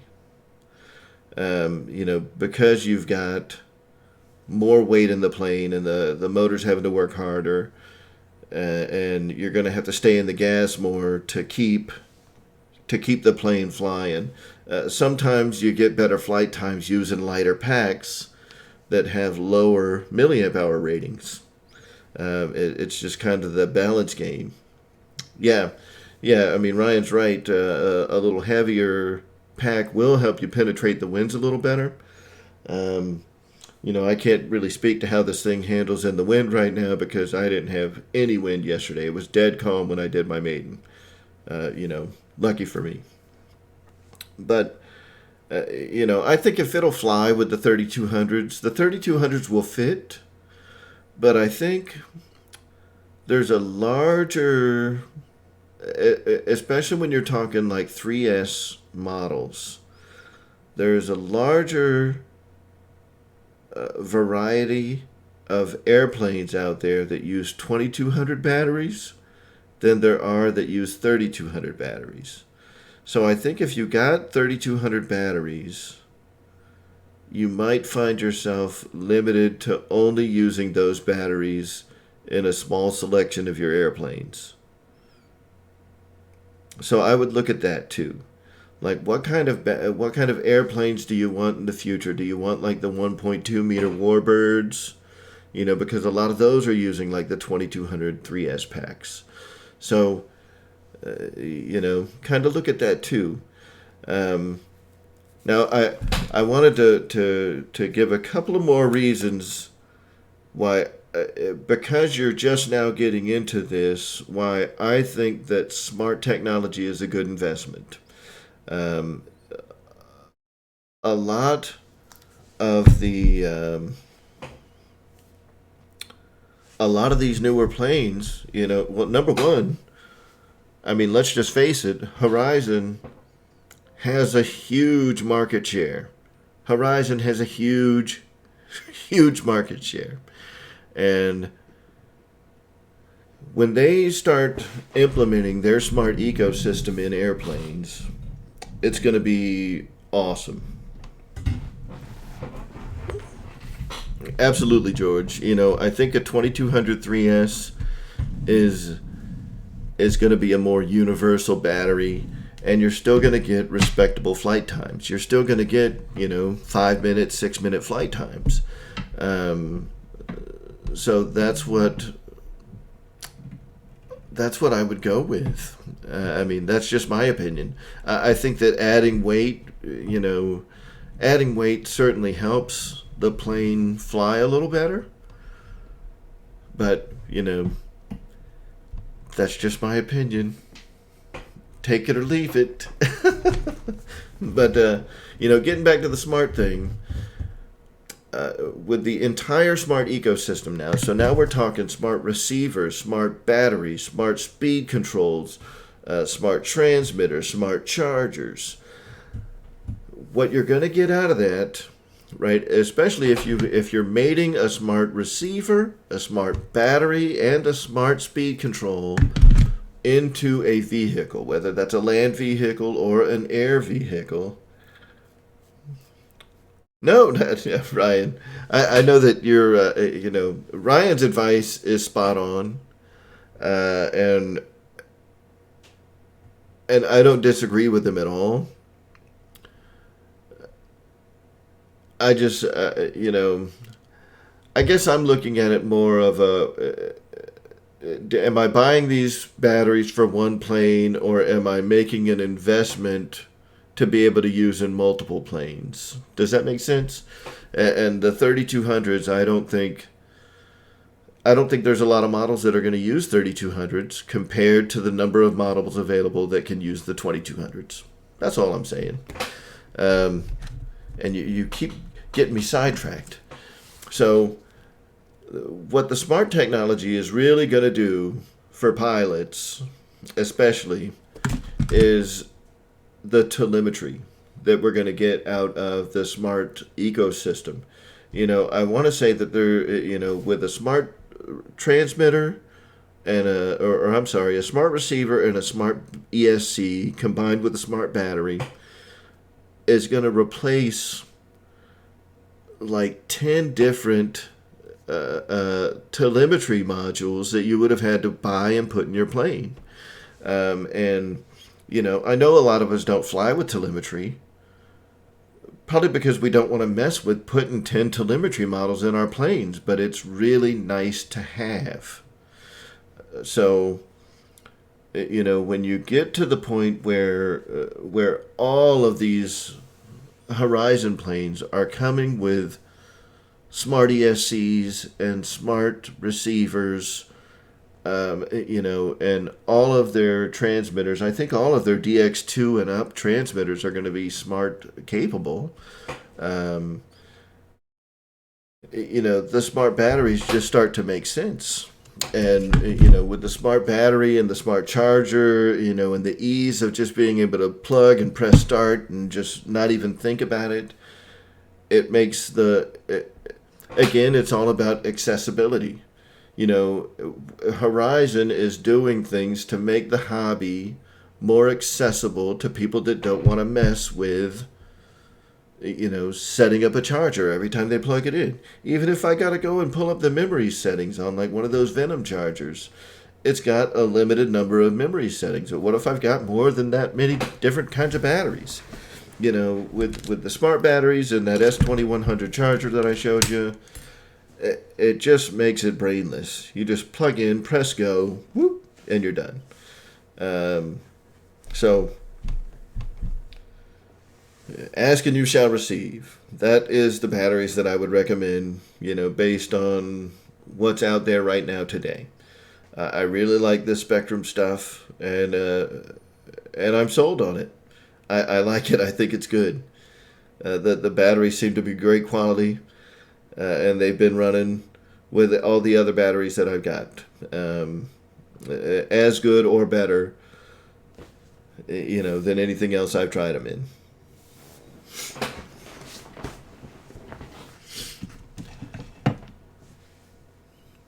Mark Z, what's happening, man? Thanks for coming by. So, this was kind of an impromptu thing tonight, but thank you, Wild Bill, for asking the question. I hope that it helped. If it didn't, sorry. And I hope that the build video helps too. And when you get your Bigfoot, I'd love to see it.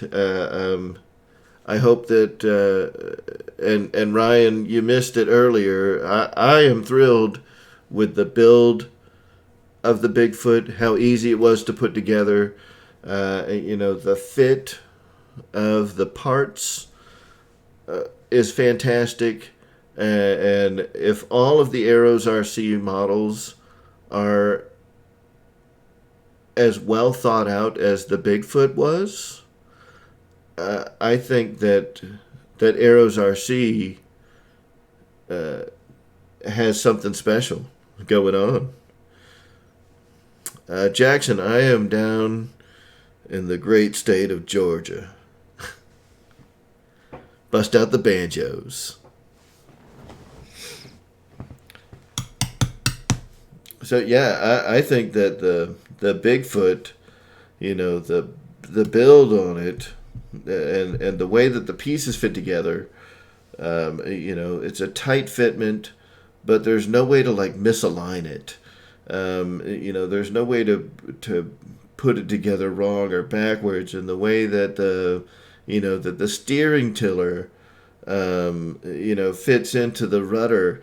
It's so well thought out. And for an early company, to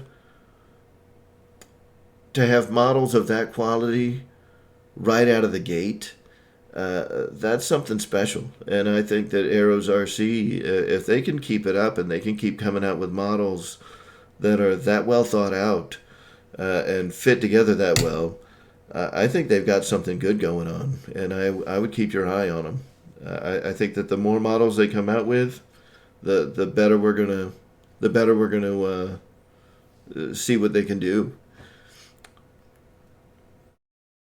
Monroe, Georgia. What was someone wanting me to play my guitars? I don't play those guitars. They're just for show. I used to be in bands, back when I was in my 20s. And the first digit of my age has gone up a few times since I was able to play guitar very well.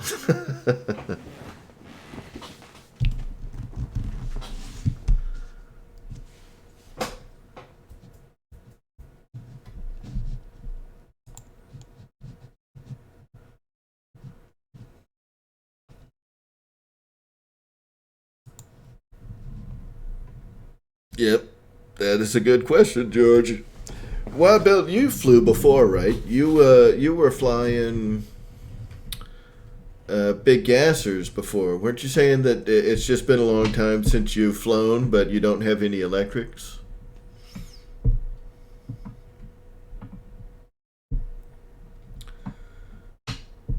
We're looking it up.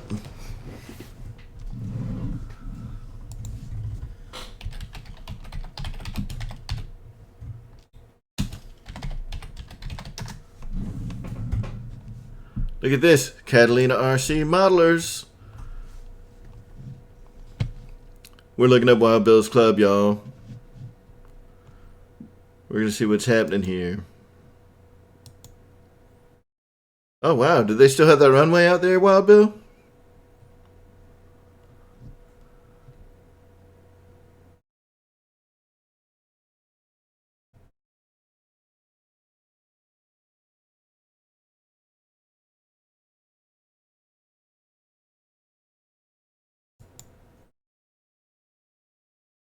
Look at that. There's a little T-28.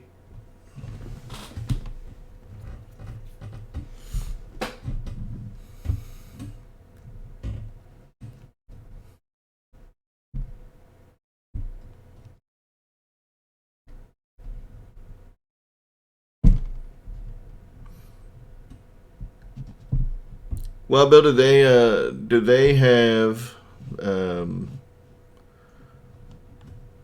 have electricity at their at their pits, at their workbenches, where people are setting up their planes, or do folks have to bring generators out there? That's a good looking field. I like that.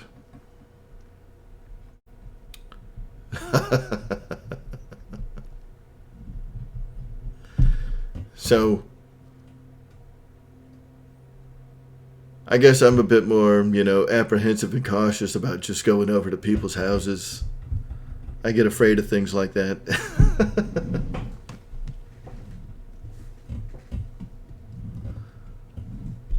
Gotcha. So, and that's what I found from a lot of folks, and I think that the club that I fly at, you know, we are very blessed to have the amenities that we have. We've got electricity at every bench, and it's awesome. And we've got a 400-foot runway, but it's the trade off is that there are freaking trees everywhere. So you're a little bit limited in your horizontal, flying. But as long as you don't mind taking it vertical, you can have a lot of fun in our field.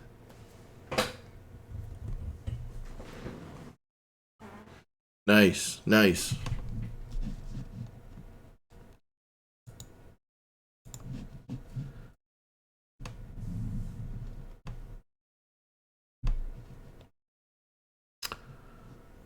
What? So, do you guys know of any other sales that are going on that we would want to share with folks? Oh, Timpa. Is that TIMPA?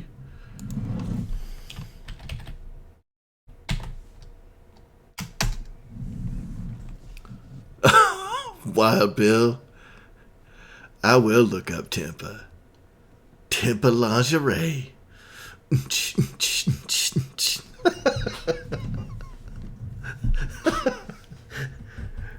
I think if I click on this, I'll get kicked off YouTube forever. So, we're not going to do that. Oh, and they only specialize in the A to C cups. What? They they only they specialize in the itty bitties. Make what bigger? Me? Hold on.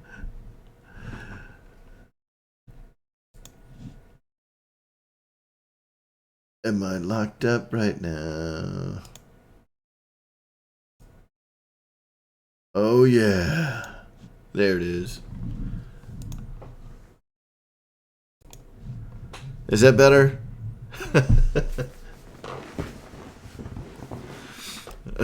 Gotcha. So, I'm not looking up like a small boob lingerie company because it looks like that's what Tempa is. A lingerie company that specializes in small boobies. Small. That's awesome.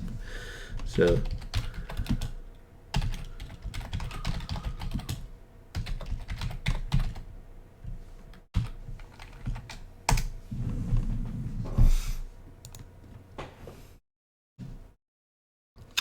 Oh, look at that. They got a Facebook page.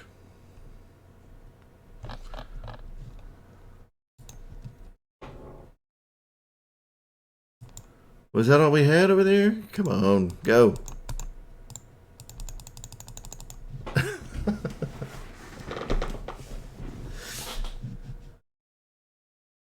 Up. Wait, this is my real. Oh, hold on. We gotta click off that. Y'all don't go back and look at that. That's my real face. Y'all were about to get a sneak peek inside of the RC Air Marshal's life.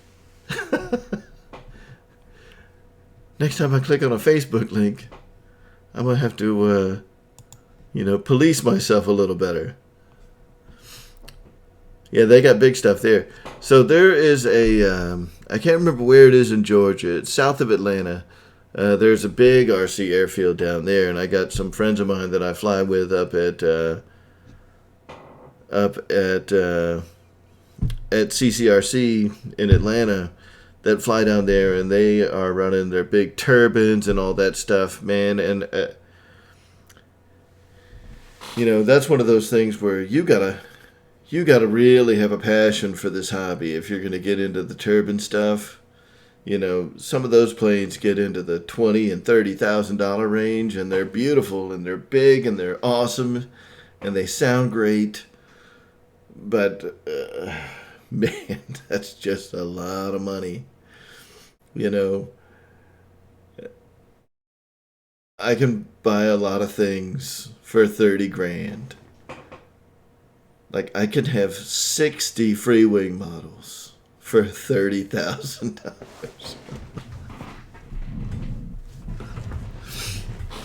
But I think I could have, for 30 grand, I betcha I can buy one of every plane that Free Wing has on their webpage right now. A new work van. Like, that's just a lot of money. And as much as I do love the hobby, man, I don't think that I could do it. Unless somebody gave me one. If somebody gave me a turbine, you bet I would love it and I would fly the piss out of that thing. And if it crashed, I would never ever buy another one.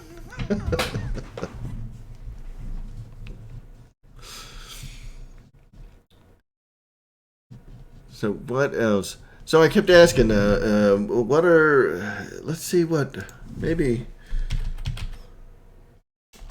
Oh, you know what? Let's take a look at BitGo Hobby because I haven't looked at this website ever. As a matter of fact, even since Bobby started doing the BitGo Hobby thing, I have not taken another look at Dynam Planes in a long time. So I think let's take a look here at BitGo Hobby and see what BitGo Bobby is trying to convince us is good stuff. Oh, you already know where I gotta go. Tiger Moth. So the Waco is one of my favorite biplanes, and Dynam is really the only company right now that I know of that's making a decent sized Waco.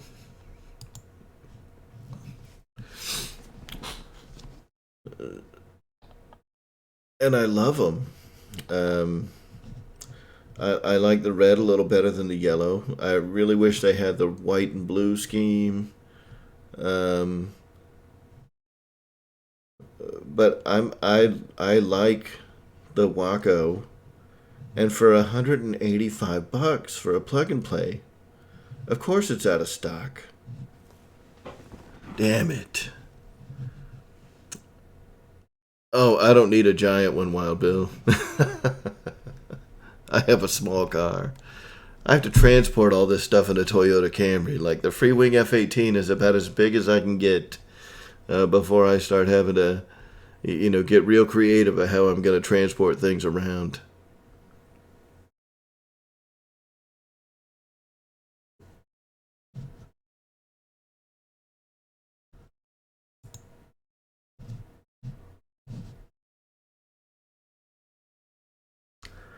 So, who else is selling Dynam these days? Is Bitco? And I guess I know that the answer is probably uh, Bitco's the only people that you want to buy Dynam from because we all love Bitco Bobby. But if this thing is $185, that's a good deal. I mean, that's a good looking plane for $185. Now, I've seen some complaints about like the way that they get put together, and I guess the only thing I can say about that is, I mean, this is an earlier, not really early, but I mean, it's a Dynam. I feel bad for saying that, but it's a Dynam. Um, they were never really known for making the best models in the world, but when it's all that's out there, you take what you can get. Wild Bill, are you asking about the Waco here? If it'll take 2S, I would assume that this is a 3S plane. It's about a 1300. That's going to be a 3S plane. But let's take a look. 40 MPSC.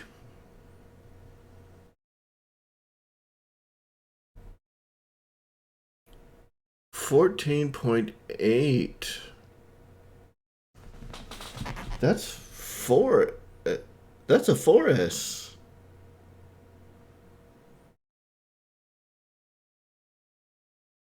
Huh. Yeah, this is a 4S. So yeah, 4S 2200. Sometimes I get like a little confused. I have to do like quick math in my head. Yeah, I know like a 3S is 11.1 volts, so you add 3.7, you 14.8. So yeah, this thing does 4S 2200s. That's pretty crazy.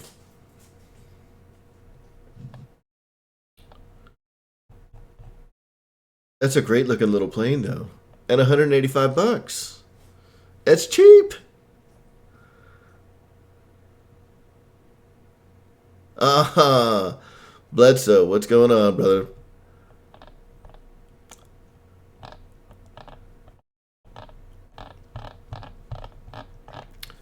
You know, I'll tell you, when I jumped in here, I think, Wild Bill and Josh I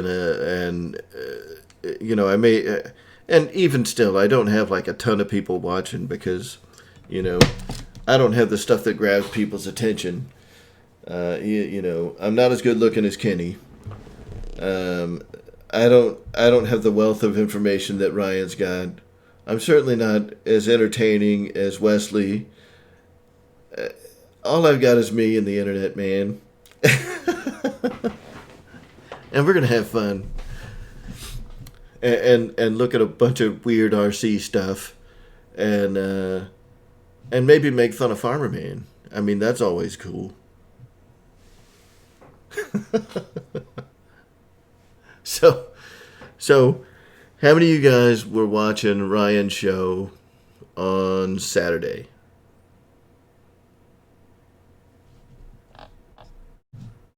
I think all of us were watching Ryan's show on Saturday.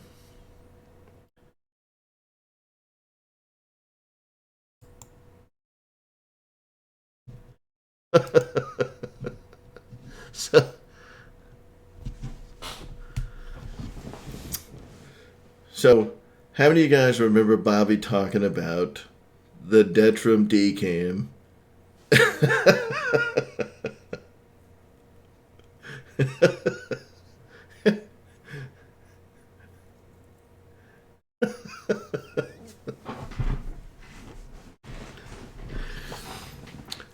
And I felt a little bit bad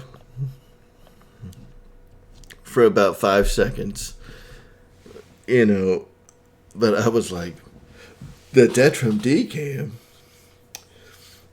does it come with a strap? And then he opens up the box and there's a fucking strap for the D-Cam. Like, what?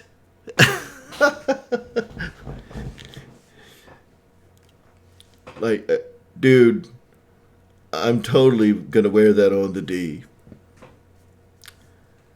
But you don't want to see the videos I'm making with it. No, Ryan, I'm being a horrible human right now. I'm being a horrible human. But this is a great price. Like, no, all bullshit aside and all jokes aside, $80 for this camera is a great price. I've been looking at a run cam for a long time, and I think the run cams are probably a little more than what these are, right? Oh my god. Well, so I'm gonna look that up real quick, and then we're just gonna cut the stream because Ryan just released a new video and I gotta watch it. You know what? We're gonna watch that right now. Show me the money. Show me the money. Okay, check it out. Bobby didn't like the first pack. So we're going to go with the Admiral 5000. About, what'd you say, a half-inch forward on CG? Yep, half-inch forward from recommended CG, which I think is 135 millimeters back from that leading edge of the wood. Right on, and that's the 5000 Admiral. And Ryan, we are not watching this later. I heard stories about Bobby trying to take this bastard inverted. I gotta see it. Here we go, guys.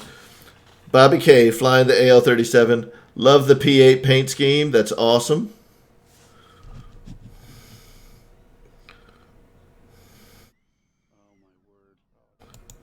Whoop!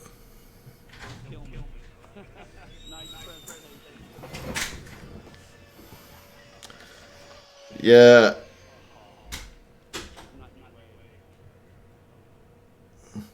You're not losing 9 views, Ryan. I'm going to watch it 9 times. Ryan, what are you doing with the camera, my man?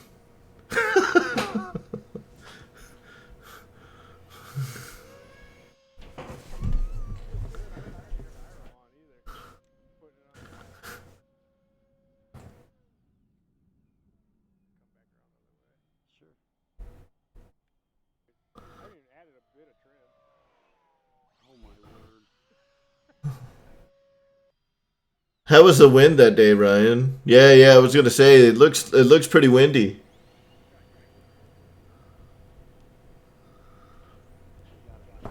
That thing looks great in the air. Sorry guys, I'm jumping. It's super cold, but I just got her dialed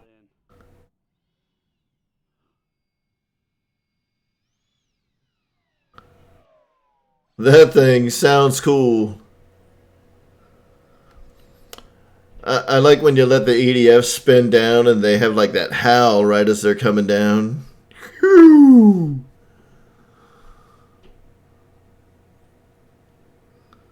Look at that thing crabbing.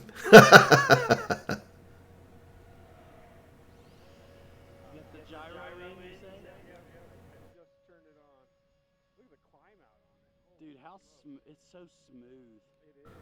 All right, time to burn up the runway here. Bobby K. Jeez, man. Let her rip.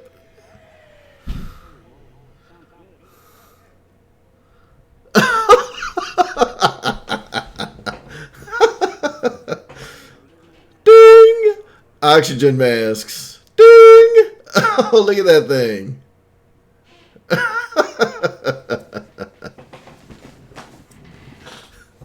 That is awesome. Holy cow. Oh, is he going to try to skin the tail on the runway? Bobby!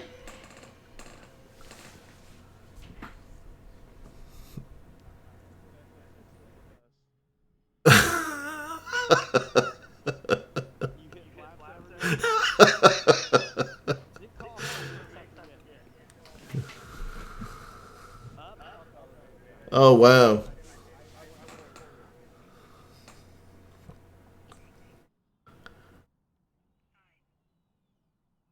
Bitco Bobby. Ringing it out.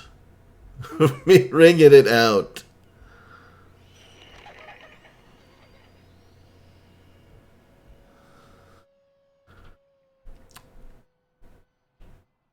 Dude, it's almost like he's played a sound effect. Did you guys edit a sound effect of like wheel chirping when the tires hit the ground?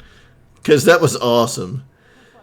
You could hear like the dog barking like when the wheels hit the ground.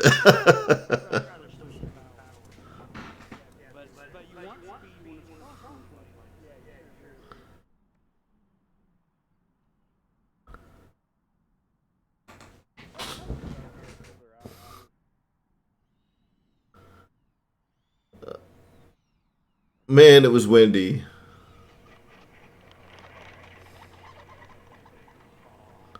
Maiden flight.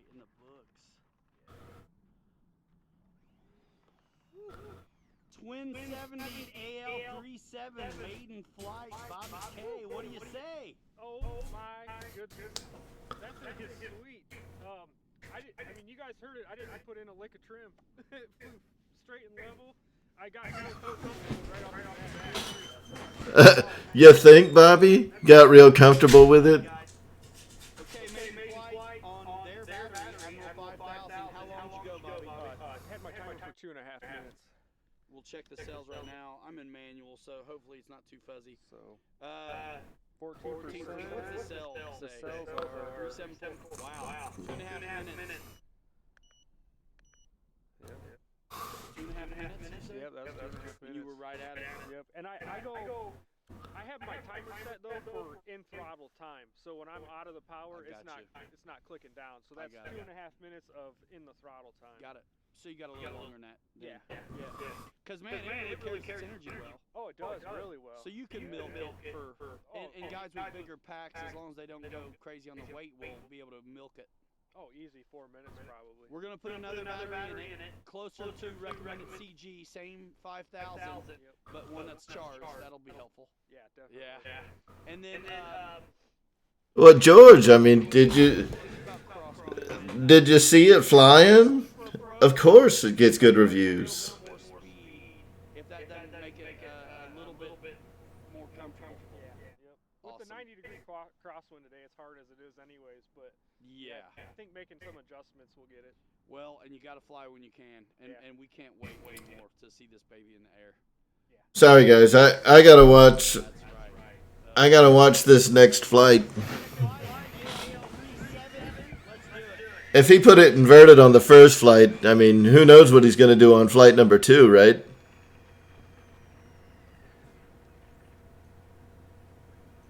You know, I would consider getting one if I could find a way to have the front and rear halves of the fuselage easy to separate so I could transport it in my car.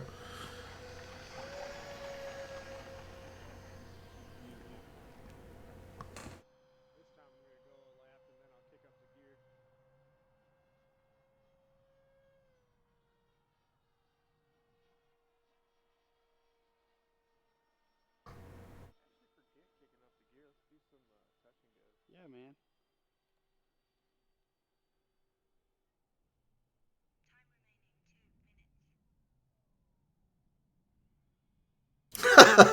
Yeah, Wild Bill. I'm gonna bungee strap AL37 to the top of my Camry. I'm pretty sure my car would take off if I bungee corded one of those things to the top of it.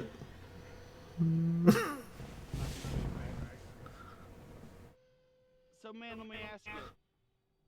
On approach, are you holding the nose up, or is it mixed in like that? No, I'm holding the nose up. Okay. Because, man, it looks like it's fighting to settle. Yeah, it is a little bit. Like, it almost... everybody knows I like nose weight. It likes coming in a little hot. Yeah, because you can flare and bleed off down low. Yeah. Oh, But yeah. it looks like it's struggling to settle a little. That looks good.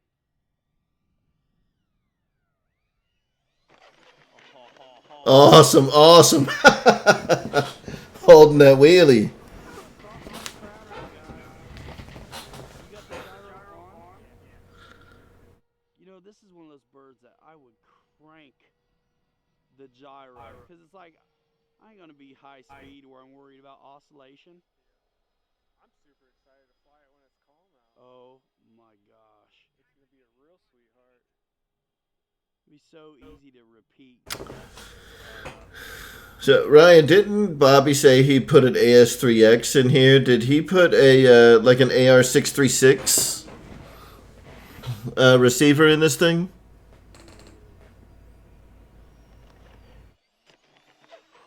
Oh, kiss it.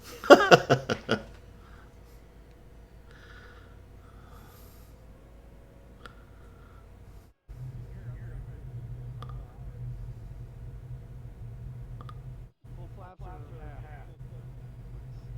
Full rate? A little bit of crosswind with it. Oh, yeah. Yeah, because Straighten her out.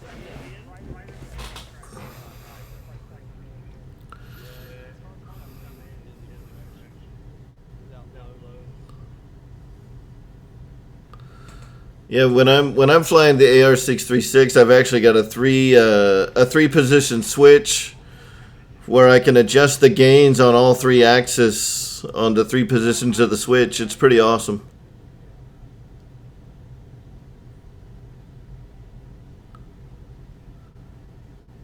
Please place all tables in the upright position.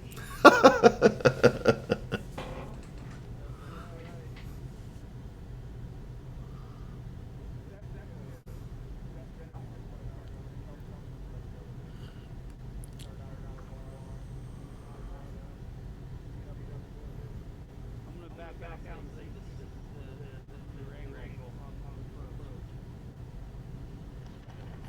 That is smooth, Bobby K. That steeper angle seemed to like it.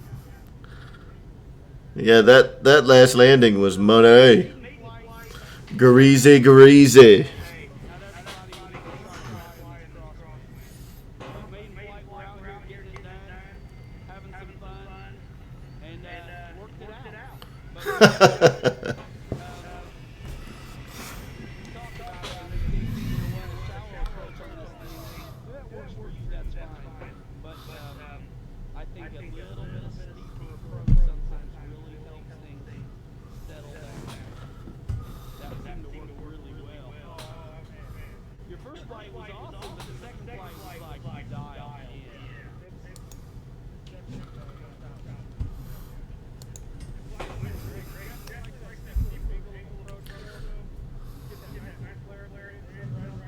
We're gonna blow your patrons up, Ryan. We're gonna blow them up. Just slow it down because of the flare. So, I mean, especially with glide in a shallow approach, it's never going to be locked in and grooving. You want this thing grooving, so when you give it input, it will take it.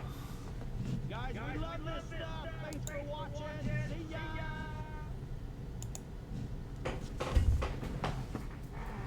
Hey, there's Ryan's patrons, y'all. Those are great people. Now I need to make a Patreon account, and I know exactly who the people are that I'm going to be poking.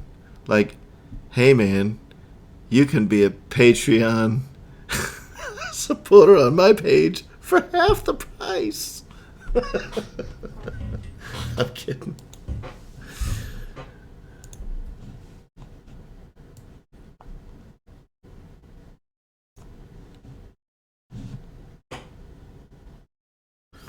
Dang, I didn't know it played that long. I'd have just left it. So, everybody that was just watching on the stream, make sure you get over to Ryan's channel, smash the like button, leave a comment for Ryan. He deserves all of our watches. I kind of just stole that from him. I've already watched this one. But yeah, that's a great video, Ryan. I love when Bobby was bringing that thing in for a low pass. Hey, Wild Bill, that's why you're only paying like a third of the price, to be a patron on my page. I'll let you be a patron here for like 50 cents a month. And the price goes up every time I get one more subscriber. No, I'm kidding. I'm not ready for all that yet.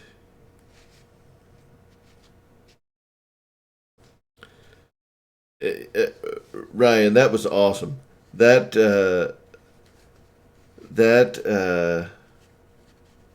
inverted pass, that low inverted pass with the AL-37. That was fantastic, man. That was awesome. Oh, so you know what I wanted to do here is I wanted to take a look at the RunCam 2 and see,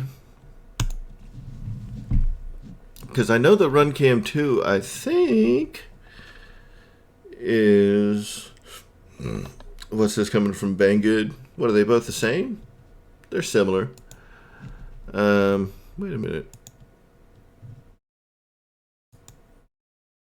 Okay, they're not the same. They're similar. So, it's about the same price, but I get it from Bitco, and I'd rather support them because they're good people. And I don't even know these guys. But it's 1080p, and I want to say that the D-Cam is a higher resolution camera.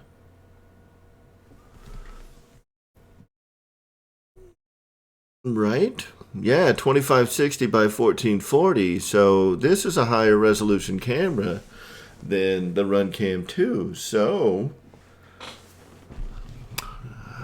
and it is...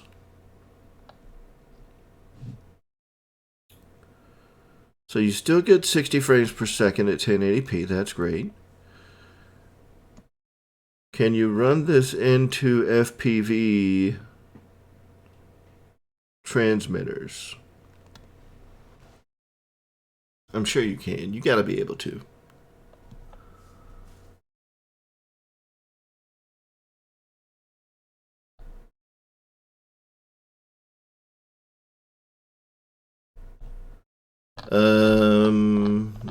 Deuces Wild, welcome. But the weight difference between the Runcam 2 and the Detrim D-Cam? Let's look. 62 grams with the battery for the D-Cam.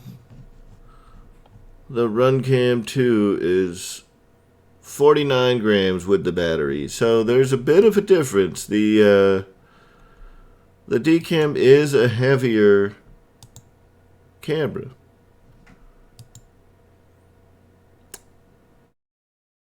But it's also got a bigger battery. So that makes sense. The Runcam only has an 850 milliamp hour battery, where the D-Cam has a 1050 milliamp hour battery.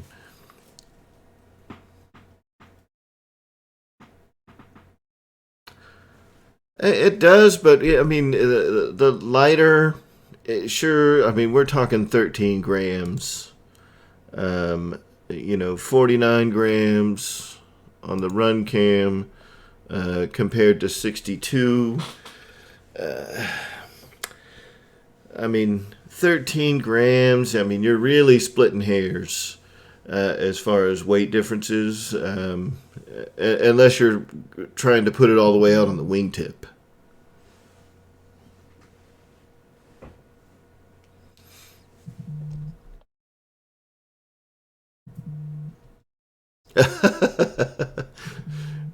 It is, Bledsoe. That is true.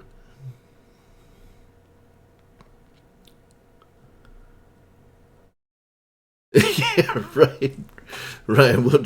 We'll stick one all the way out on the left wing tip and another one all the way out on the right wing tip, and 62 grams won't make a damn.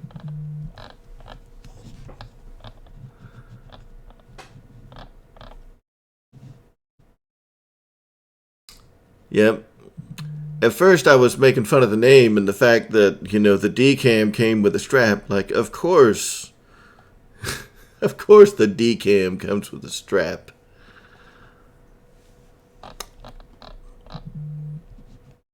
Oh, it comes with a Kingston card. That's not bad. Not bad. It's only a Class 4 card, though. Who uses Class 4 cards for recording video?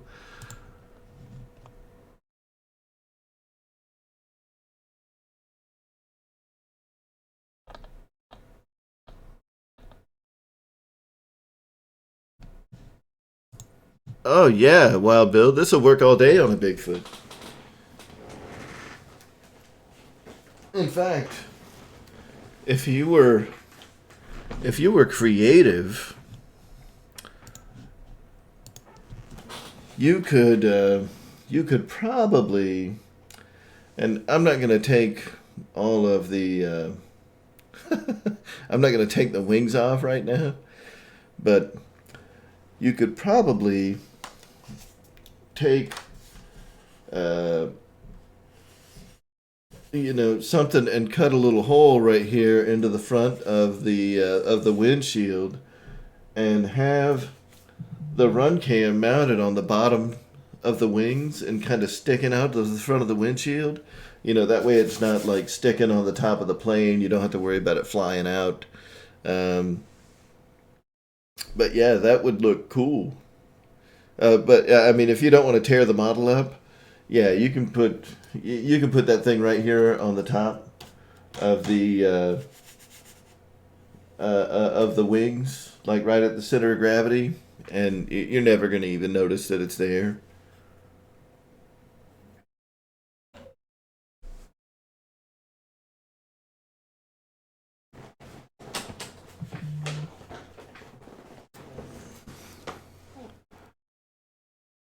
Hollow it out where the landing light would be below the spinner. Bledsoe. So,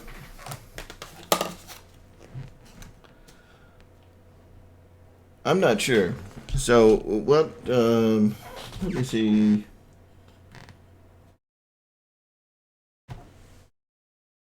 I mean, I can see the landing light up under here.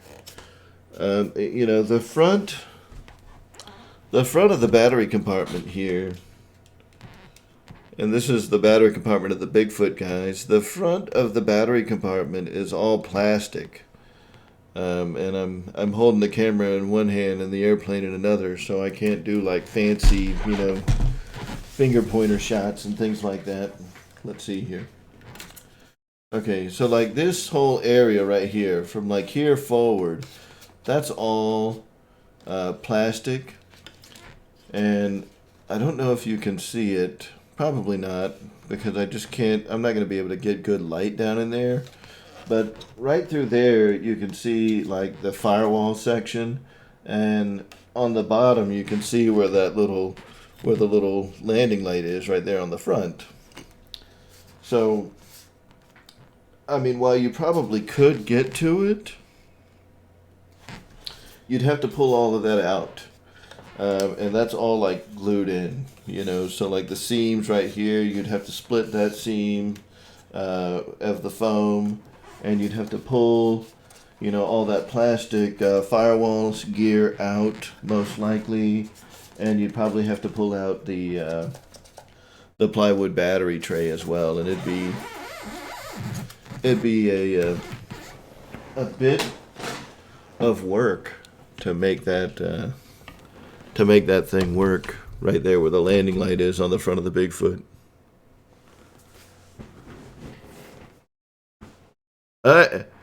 My wife is here, guys. It's Amy.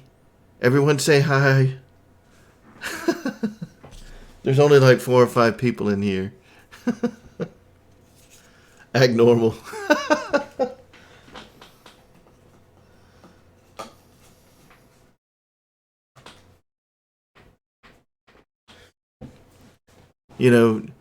Instead of getting in the chat, she could have just come down here and like sat on camera with me. Oh my God, are you serious? There's 11 people watching this?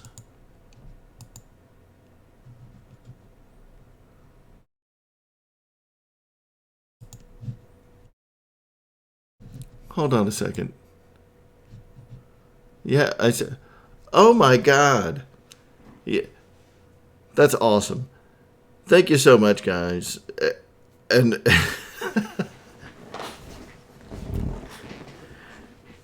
and you know what I'm really excited about? I'm excited because with the 11 people that are watching this right now, I have 13 likes. And I'm super proud of having in excess of 100% likes compared to the number of viewers that I've got. That makes me super happy.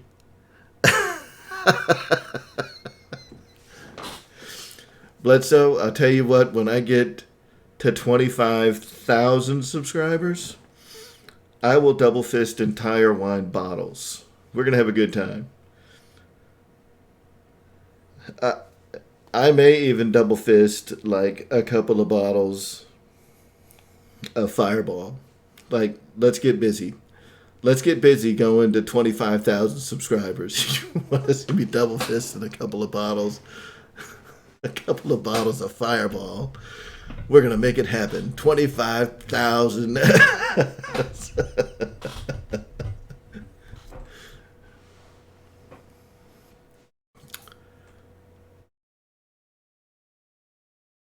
I don't know, Wild Bill, but I think I might stick with this. This has been fun, and I think if we can get it to catch on, it will continue to be fun. I came in here with no plan whatsoever to continue streaming.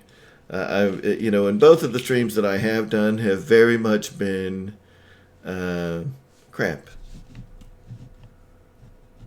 Oh, I didn't hit the transition button. I'm sitting here looking at OBS like, what am I streaming to you guys?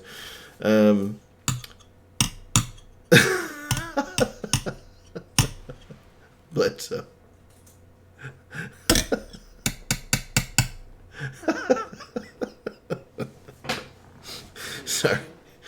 Sorry. I really shouldn't laugh at the expense of others, but sometimes it's easy.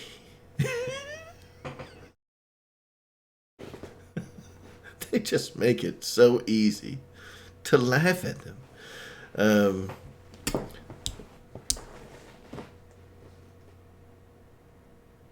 Oh, of course, Jackson. Of course.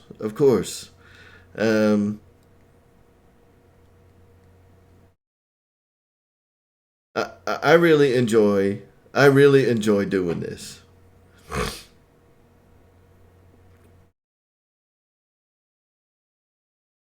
And thank you, Wild Bill. I appreciate that. He's George.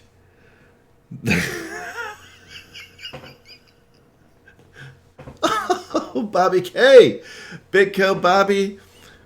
Let me tell you what, we just got done watching you fly the shit. This is not for kids, by the way. We watched you flying the shit out of that AL-37.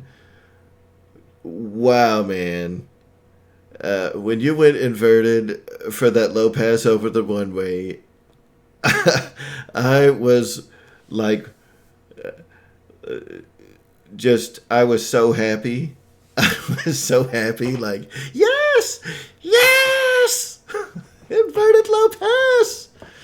It was awesome. Great flying, man. That first flight was awesome.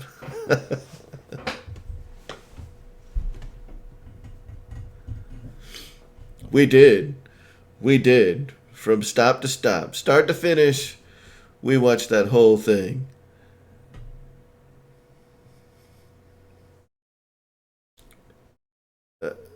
Bledsoe, is he gonna get an SU-30 and then like paint the thing Prince purple and try to do white on the bottom and let all the purple paint from the top like bleed all over the dude?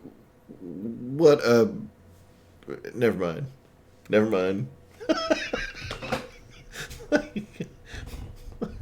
What a fucking mess.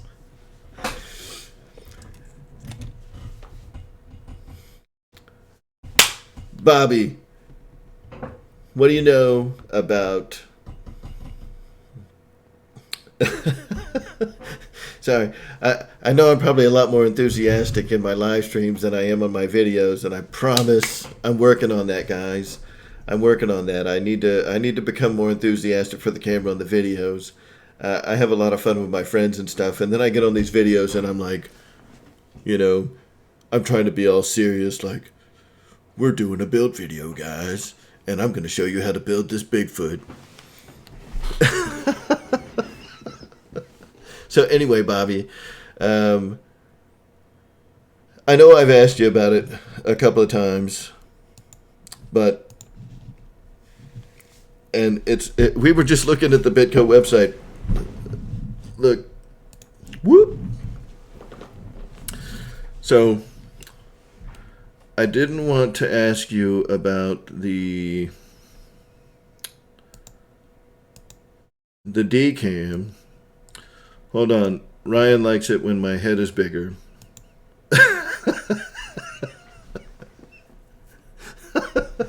So, I didn't want to ask you about the D cam.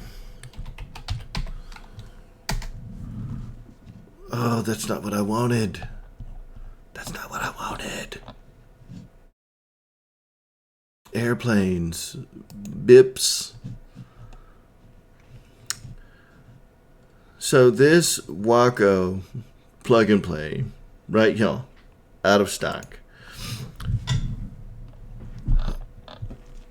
Do you happen to know anything about the inventory at BitGo?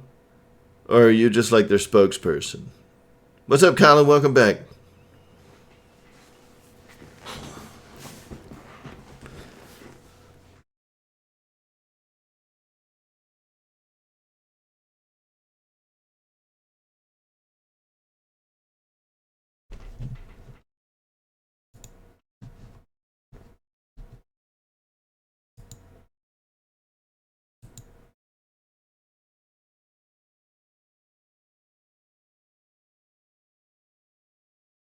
Awesome. Awesome.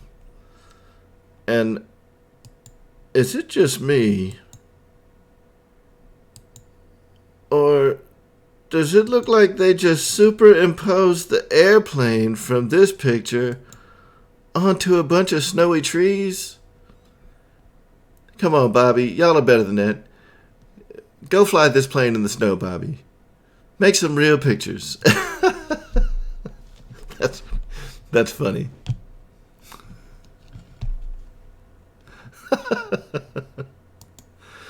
Yeah, this is a great looking plane, though. I love the Waco. I love biplanes, but I don't want like a crazy biplane. Like I don't want like a Pitts or anything like that.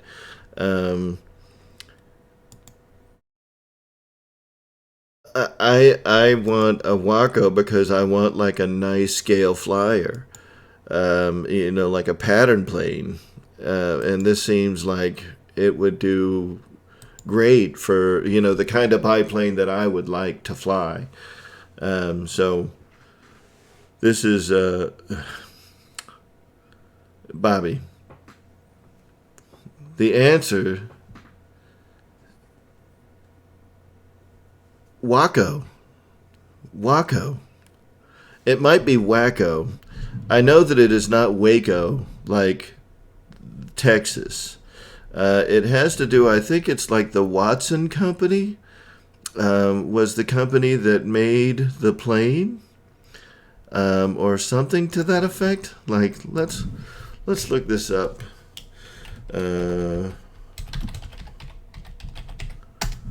Because Weaver Aircraft Company, Waco. George E. Weaver.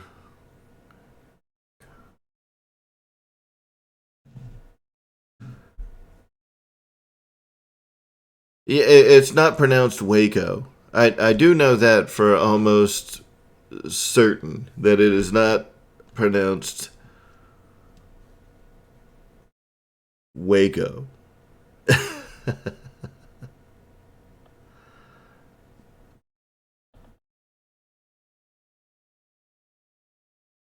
Weaver Aircraft Company.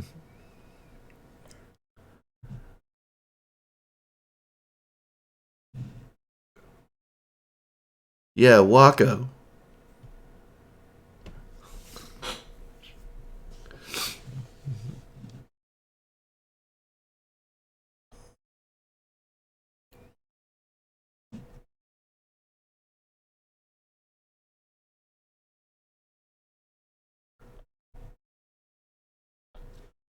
And sorry, I probably shouldn't be looking at like Wikipedia, because we know that everything on the internet is true.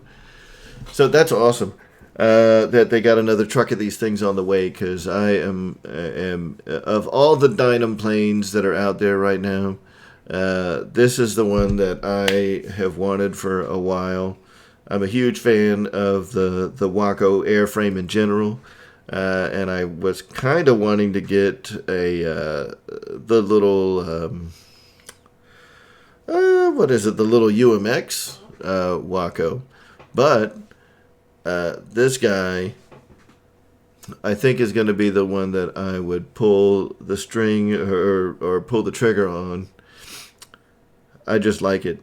I like the Waco airframe. But I'm not a big fan of the yellow. I think that... Let's go back to that. Like, this color of an airframe, like, that just looks like it's supposed to be a Piper. That doesn't look... When I see a yellow airplane, I think Piper Cub. And that's all I can think about. That's what I want to see. I want to see a Piper Cub in yellow. Oh,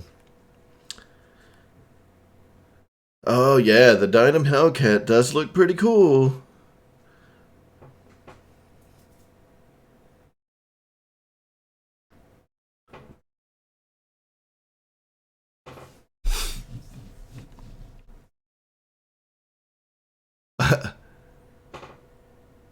Like Bitco Hobbies page on Facebook.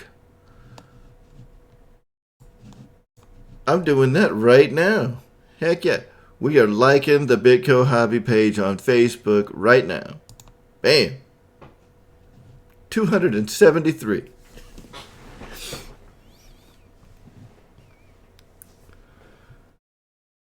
Is that the color you have in the box, Bobby? Now, listen, Bobby, I know that between you and Ryan, you guys have a whole lot of airplanes that are sitting in the queue. So I'm sincerely here to do you a favor. If you send me that Waco, I will make a build video and I will maiden that plane. Yes! And then I'll send it back.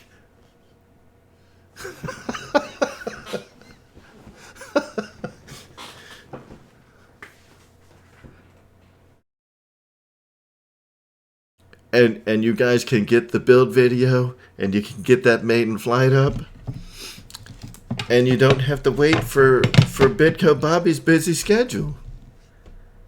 Like, look, man, I can do you a favor.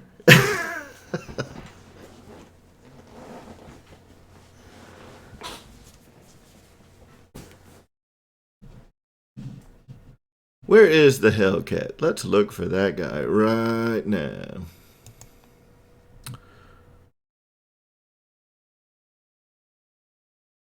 I know, Bledsoe. You know, I'm a reasonable guy. I'll even send it back.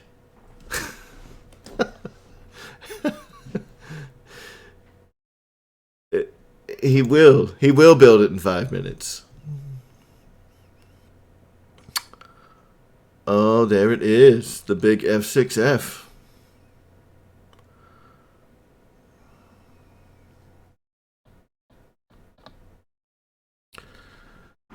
You know, they've got... Bobby, now, if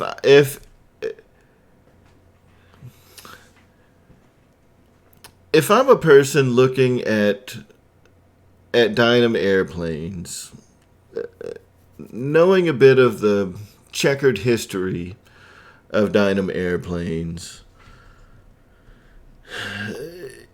what am I looking for to make sure that I am giving, that I'm spending my money on a Dynam airplane that's worth buying today? Does that make sense without sounding like a shithead? Like, if I am looking, you know, like the P-51, I see P-51 Mustang V2. Is that an updated plane with better bits and better pieces?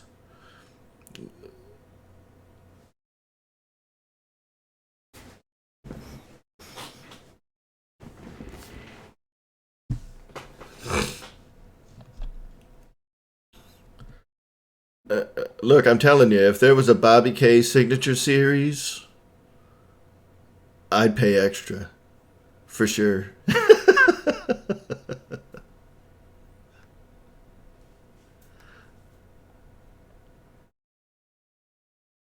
And like here, I see that there's a Dynam Spitfire V2. Um, like this is an updated plane that I can feel comfortable buying and knowing that it's going to be of a little higher quality than the old than the Dynam ways of old.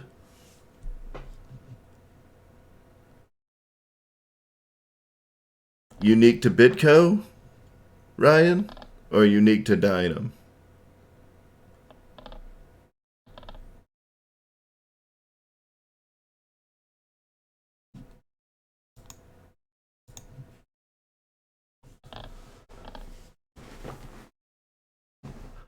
Exclusive to Dynam.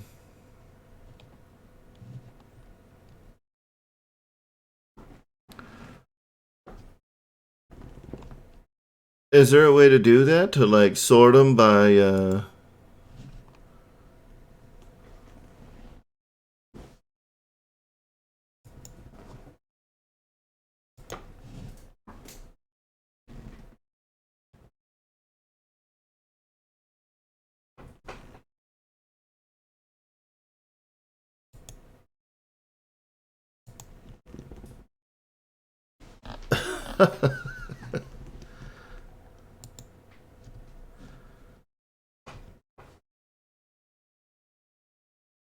maybe I'm just terrible at their website.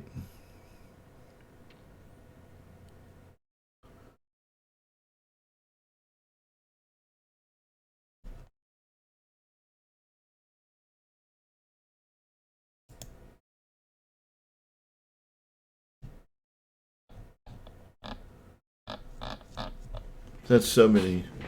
There's so many Dynams.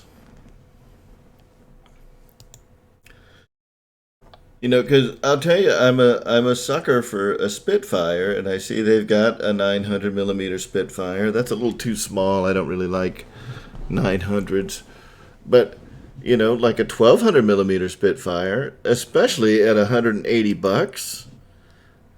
I mean, I'd be all over that. And it looks like it's got retracts. What's up? But is this V2 Spitfire, is it the V2 that you guys have been talking about?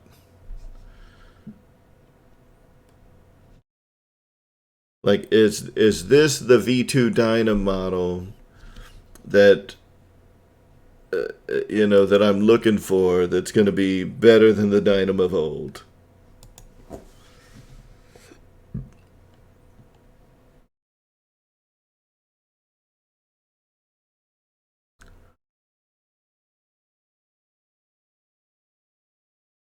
Yep, I like it. I'm a big sucker for Spitfires. $179, man. That's such a good deal. What is this? A 3S, 4S? Is it a 2200? Yeah, 3S 2200s. Remember Wild Bill? Is Wild Bill still in here? When I was talking about, like, I think that you're going to have more airplanes accessible to you buying the 3S 2200 batteries. This is what I'm talking about.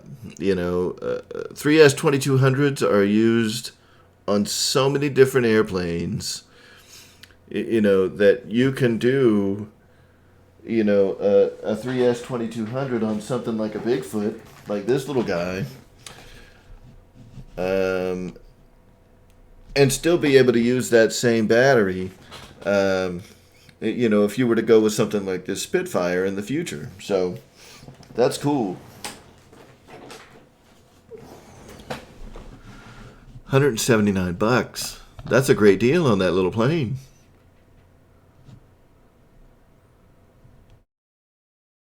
Awesome. I hate saying it, but I might have to come back and start giving some pretty serious consideration to the old Dynam planes. Giving the old Bitgos a shot. I hate you guys. But you know what? You know why I like this? Is because like if I'm gonna give up money, now you guys are telling me how I can spend less of that money and still get a and still get a decent plane.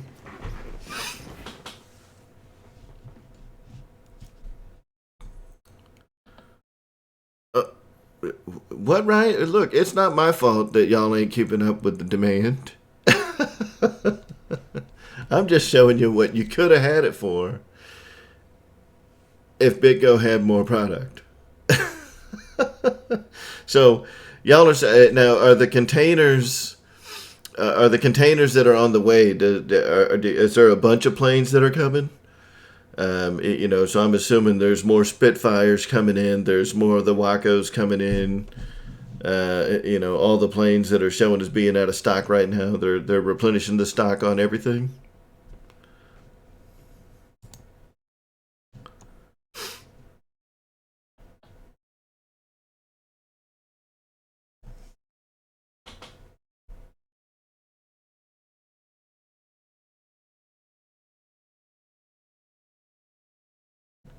Look at this. This is another plane that I have grown to like quite a bit. Is the Hawker Tempest. I haven't flown one. This one's showing in stock because it comes with the receiver. I would assume the bind and fly is probably not there, but I like the Hawker Tempest, especially when you're getting one that has the invasion stripes on it. There was just something so cool about the World War II warbirds with the invasion stripes. I thought that's such a unique look, and it's so era specific. All of the Allied warbirds with the invasion stripes look awesome. I love seeing Spitfires, B-25s, the Tempests, Mustangs, what were some other ones I've seen with invasion stripes that looked awesome?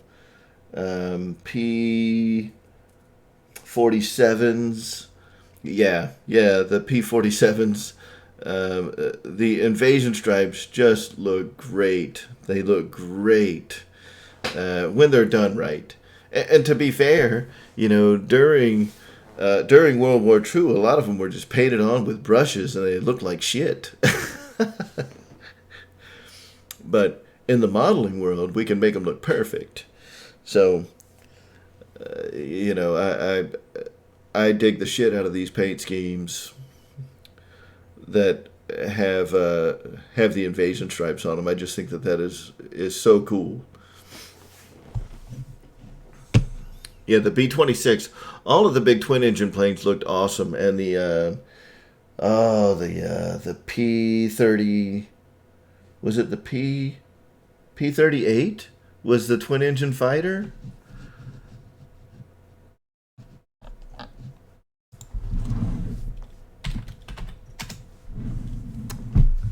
Yeah, the P-38 Lightning. I've seen those with invasion stripes, and they're pretty awesome looking too.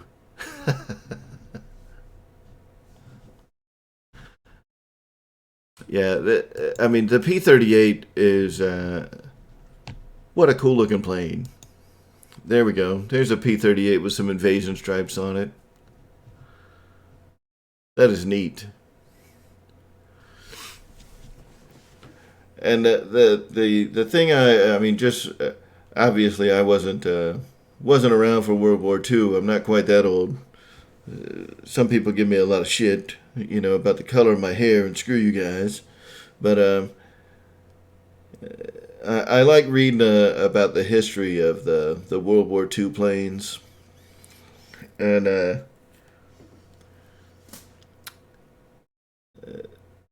I just think it's interesting how you can read like some history of the invasion stripes and how on the twin engine planes and the bombers the invasion stripes were a lot wider because they flew higher than the fighters. So the invasion stripes on the bombers and like the P-38 had the same width invasion stripes as the bombers did, which is pretty cool. That's a neat looking airplane. another B-25 Mitchell. You don't like the doesn't Flightline have a B-25?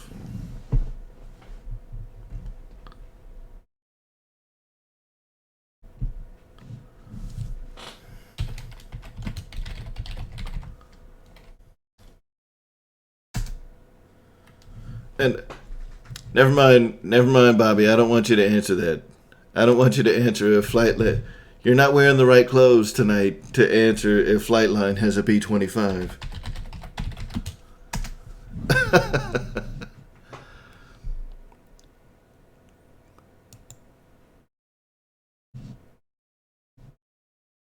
Is it FMS?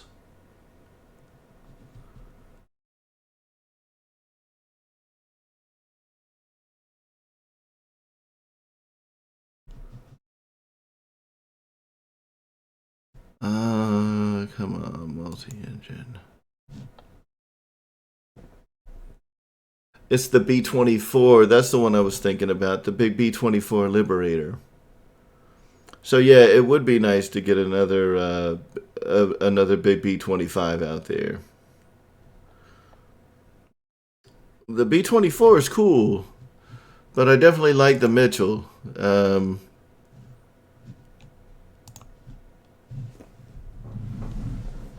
Yeah, that's a good looking plane.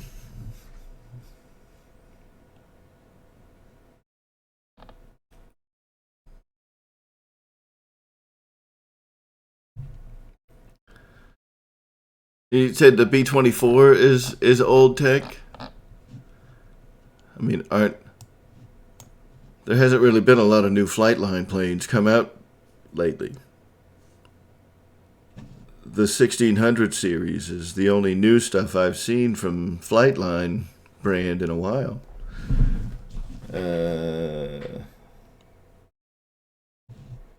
Oh, the B-25, that FMS is pretty old.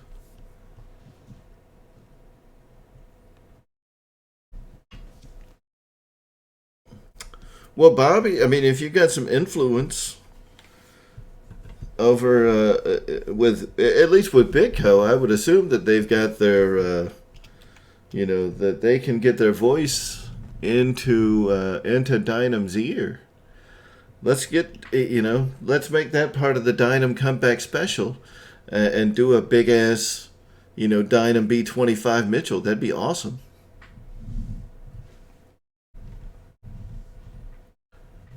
No suspension. You mean like the Viper has no suspension? How the Carbon ZT-28 has no suspension? Is that the kind of no suspension you're talking about?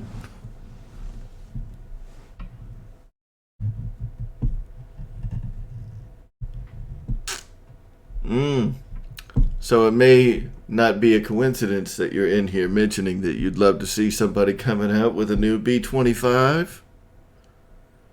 Because that'd be cool.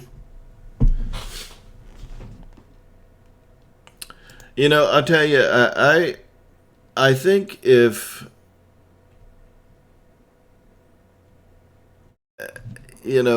I try out one of these Dynams and I like them, because I'm willing to give them a shot, but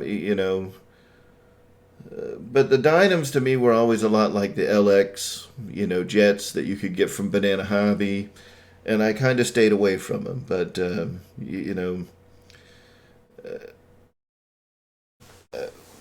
I don't know that either one of you guys would be willing to put your good name on the line for an airplane that was a piece of crap. So I'm willing to give Dynam another shot and try out that Spitfire. And if it's awesome, and they're making a turnaround, I think that's great for the hobby.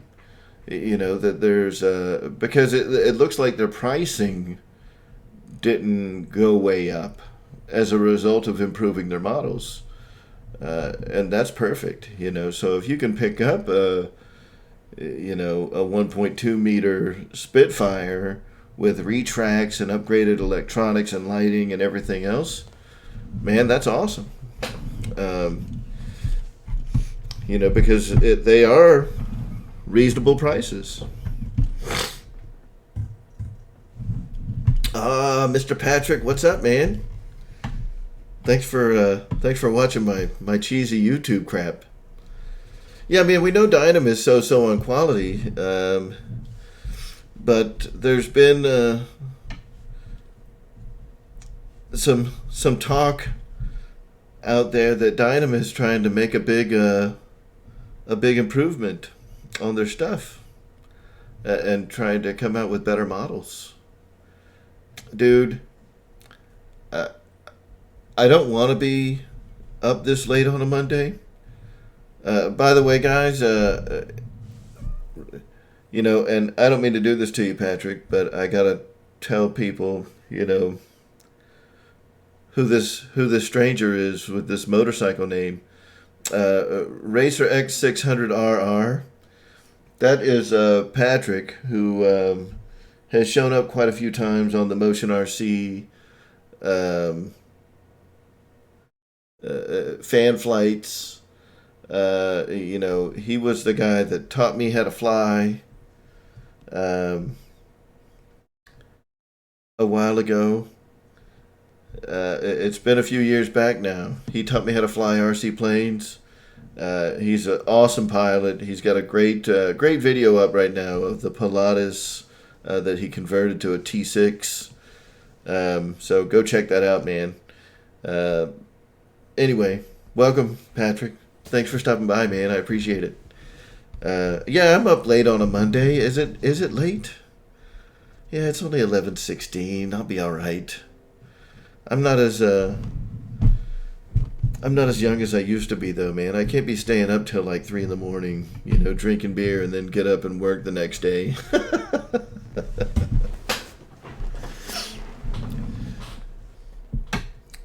So, anyway, yeah,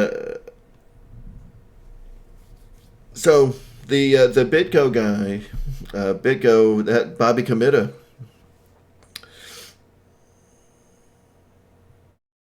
Oh, sorry, T62. Bobby Committa, who's now flying with Pilot Ryan and doing some of the camera work with Pilot Ryan, has partnered up with Big Go Hobby, who's you know, one of the big Dynam distributors, and you know, and Dynam is supposedly going to be stepping their quality up. So that's what I was saying when you came in. Is I'm willing to try them out.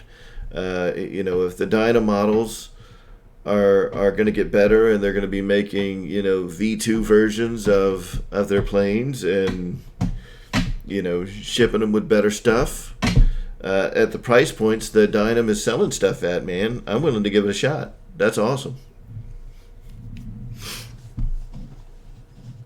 I mean, I don't have a reputation, but, you know, you guys got a lot more to lose on this than I do by trying out Dynam planes. For me, it's only $179, and that's a plane I'm willing to turn $179 into a lawn dart in the name of science.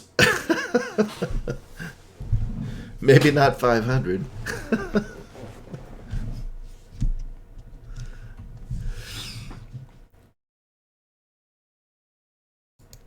You know, like, I'd be much more willing to go Frank Sylvester on a $179 plane.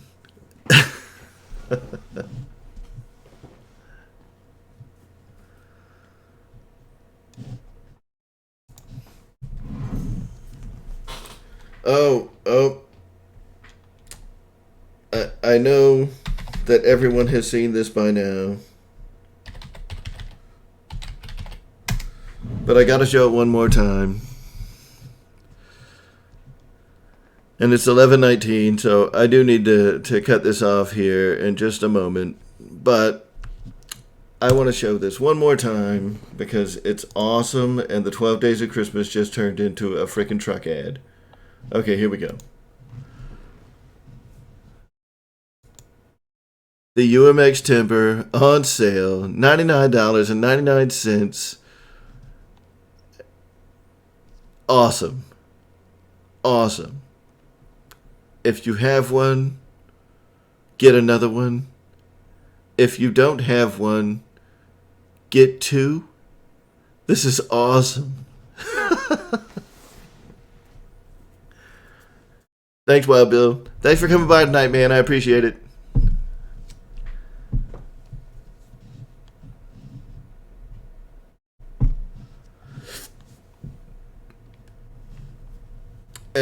And tomorrow, if you don't want to support Horizon Hobby, wait around till tomorrow. You'll be able to get the Hobby Zone. You'll be able to get the same pricing at Hobby Zone. That'll be awesome. Yeah, Patrick, that big 150 at $50 off, man. That's a great deal.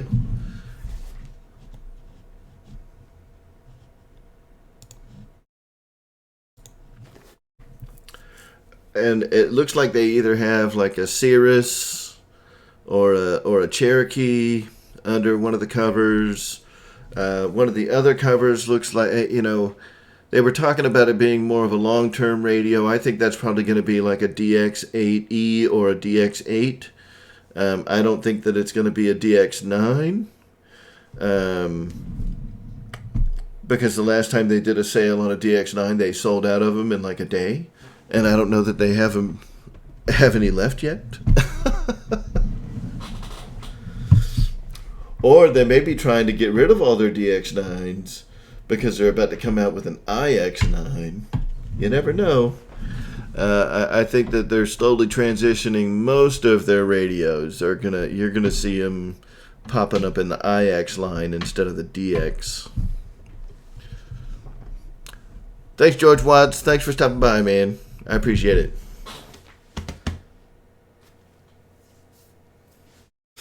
And just for future reference, I have no idea, what I would talk about every week.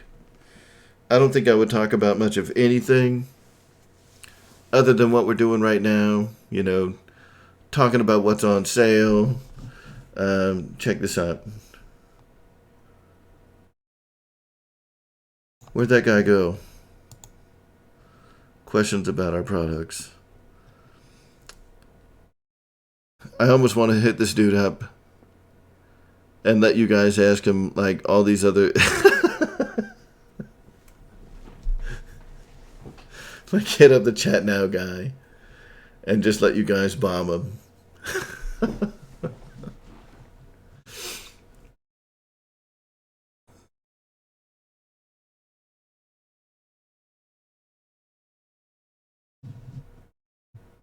Oh, so I can't imagine that there's too many people still left in here. 4 or 5. I think it's I think it's just Ryan and Bobby and me and Patrick, and that's it. So I know that I can't get Ryan to participate in this, but I'm curious, like Bobby and myself and Patrick, I know what my answer is already. But if Horizon comes out this year with a big ass 2.1 meter Carbon Z Draco, would you guys buy it?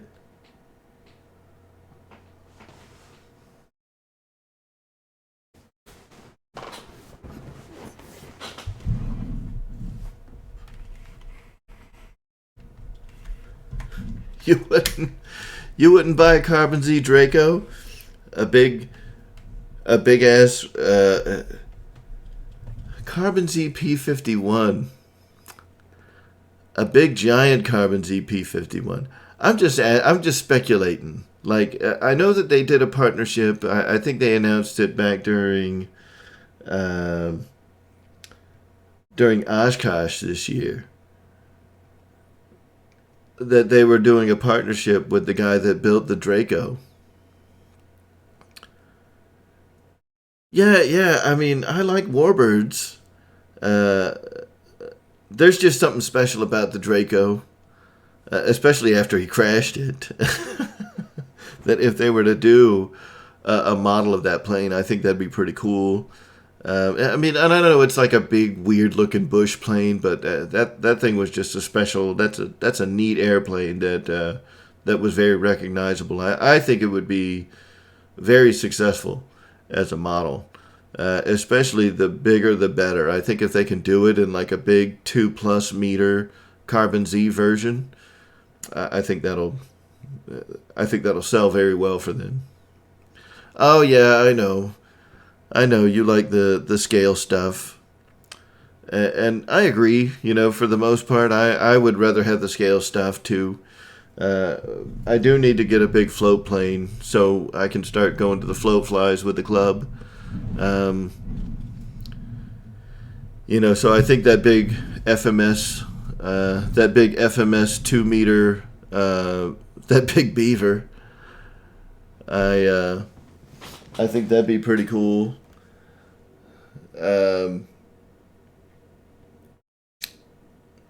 Or the Ranger, the big 1800 Ranger, but I like, just from a more traditional sense, I think the de Havilland Beaver is a more traditional prop plane than the Cessna airframe, or a more traditional float plane than the Cessna airframe. You see more beavers on floats than you do Cessnas. At least up in Alaska, where I grew up, watching float planes all the time. So.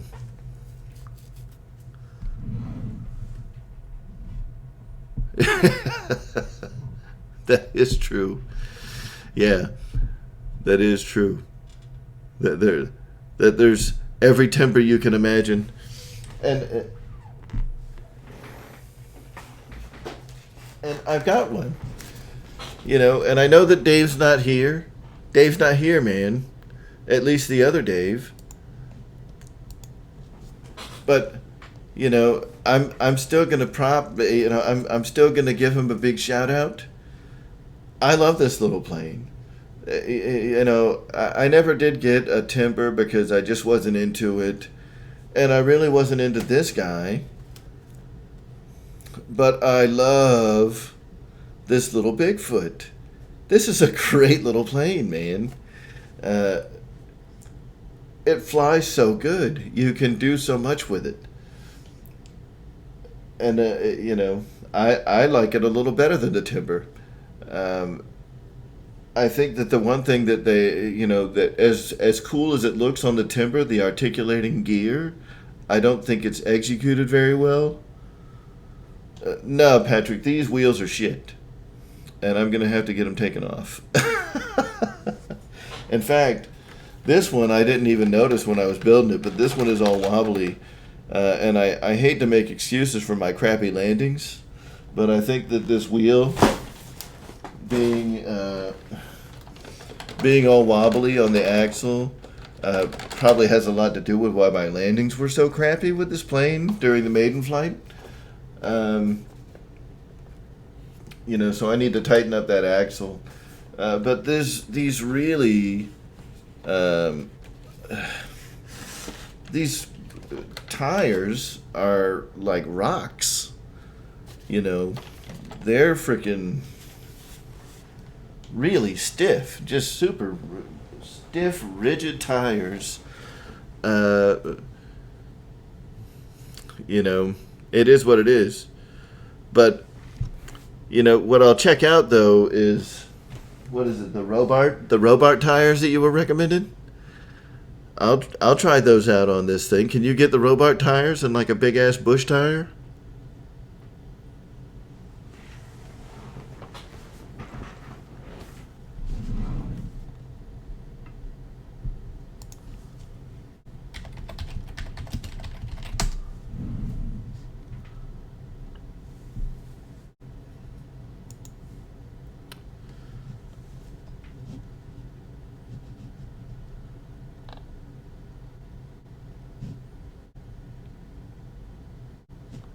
Oh, I don't know. Y'all are speaking Greek to me right now. What are Dave Browns?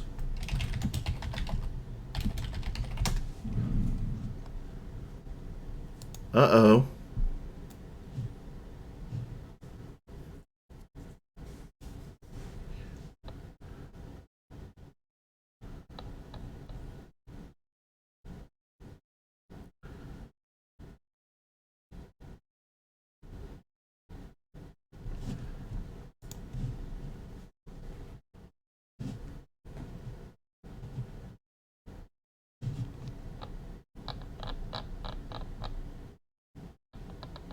Yep. So I have to check those out. I have to check and see if I can do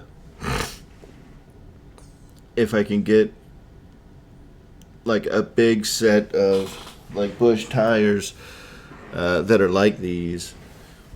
Um,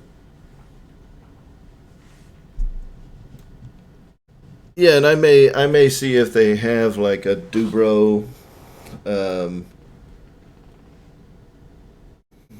a Dubro set of the low bounce tires for like,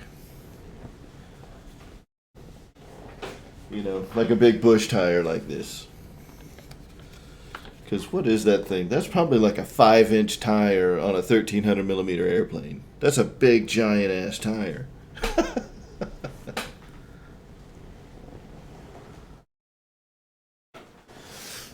What are you saying, to get the timber tires for it? Furball, we got another. We still have more people that keep coming in. Thanks for coming, man. Thanks for watching. I appreciate it.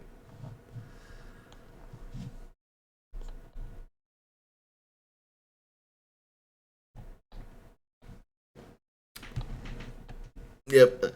I mean, whatever I get, I want to go with a big. It doesn't have to be 6 inches, but I still want it to have that big bush tire, look. Like a big giant. I want it to look like a big fat bagel.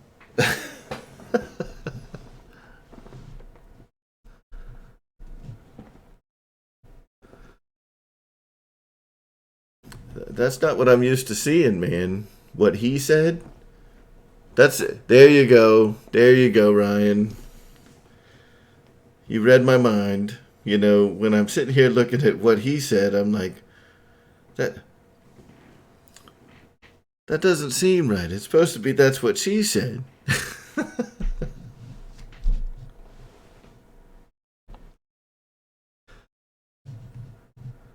All right, so what are you guys saying? That to not go with a Dubro tire? If I'm going to replace the tires on this thing?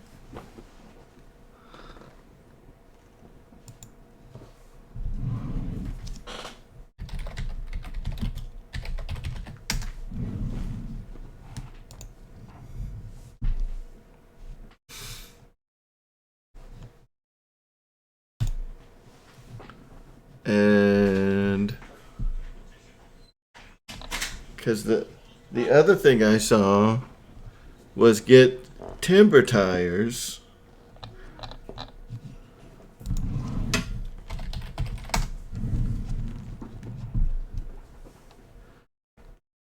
Not timber UMX, so parts and accessories.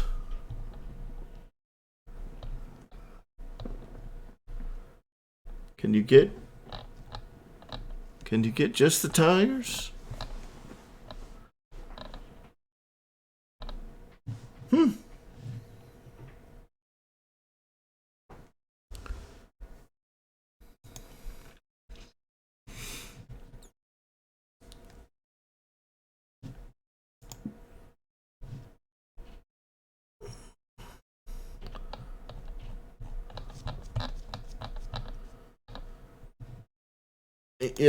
I've flown a couple of timbers, but I never squeezed the tires.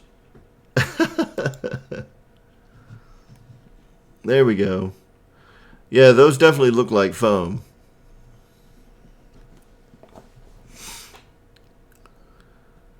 But are the timber tires a softer compound? Because I got to say that's probably the only downside to the Bigfoot is the tire is just hard, super rigid. And if the timber tire is a softer compound that can, because it's a short takeoff and landing plane, you're supposed to, kind of pound it on in there when you land it. and it needs to be able to absorb something.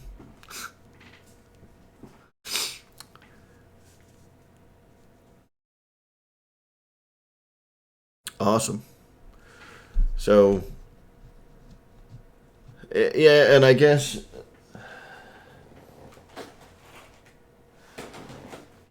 I mean, I'm sure if the axles don't fit, I can either sleeve them or drill them out or make them work on a Bigfoot. I think I'd probably be a lot happier going with that.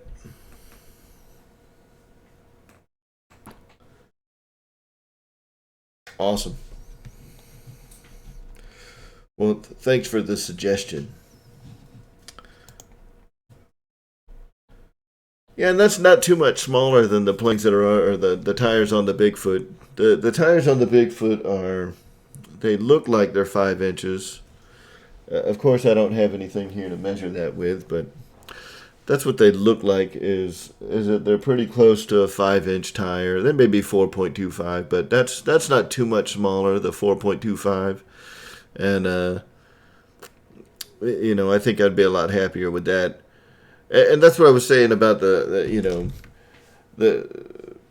part of the timber that a lot of people were real happy with was like the articulating, main gear assembly, that had like the springs, and most of the people that I've seen flying timbers have nothing but problems with those things.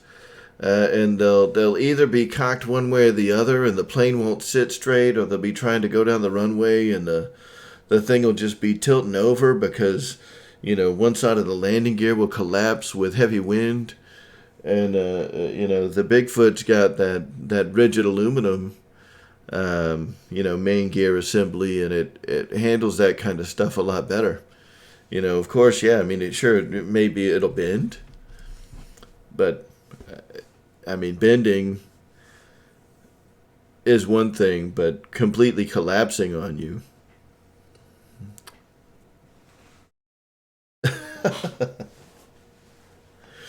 What are you talking about? About the tires on this Bigfoot?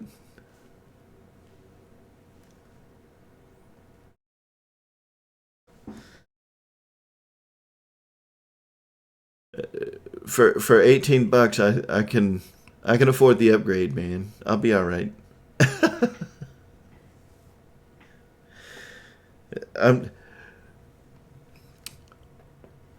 But wait, what I'll tell you, and the reason I was holding that thing up is because I know he's not here, but if he ever catches the stream, I gotta say, thank you to Dave's RC. This thing is awesome. I really like it. I'm normally not a big fan of like the big high wing trainers, but this is a great little plane. I love flying it. And thanks for doing what you do for the community, man. This thing is great. That's the end of my plug. Now he can go fuck himself again.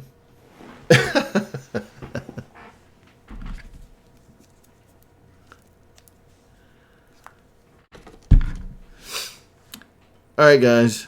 Well, listen, I really appreciate everybody coming and hanging out. This was not my, it wasn't my intent when I started the stream. I was asking some folks about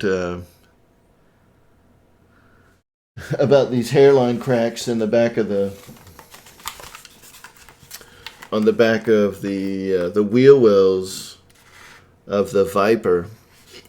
They get like these hairline fractures that go all the way up like the flap pocket in the wing, in the wheel well. It's only like a 1/4 inch thick. So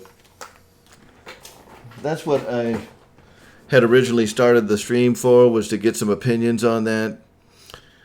And it kind of blew up into more than I thought it would. So thanks for everybody for coming out. and maybe I'll make it a regular thing on Mondays. Who knows? Stop pulling all those G's. Maybe they should make an airframe that can handle all those G's. Or maybe I'll just buy another set of Viper wings. Or even get E-flite to send me another set of Viper wings, because they probably would. You know, to be honest with you, they probably would. It's not like I did anything wrong with the plane. I didn't wreck it. It's a stress fracture. So, I mean, I think if I called them, they'd probably send me another set and then pass the plane on to somebody who would enjoy it. You know, now I've got an Avanti. I don't really fly the Viper that much anymore. And it's such an awesome EDF starter. Or maybe I would keep it for, you know, maybe I'll donate it to the club. Who knows? Hot glue is the answer to everything. That's just an odd fracture point. I don't know how well hot glue would fix that particular one. Anyway, I got to get going, guys. It's been awesome. Thank you guys for sticking around. Thanks Ryan and Bitco Bobby for showing up. Wild Bill, Wreckham Roy, Patrick, thanks for showing up, man. I'm just getting started with all this stuff, but I do enjoy it. I do enjoy sharing the hobby with everybody. And, maybe we'll see you next Monday. Maybe I'll make this a regular thing. Mondays with the Air Marshal. It has a good ring to it. For right now, there's certainly no decision that's been made. But if everybody keeps coming, if you build it, they will come. That's what they say. So we'll see. We'll see. But thank you, everybody, for coming by tonight. I appreciate it. You guys all have a great night. Bye now.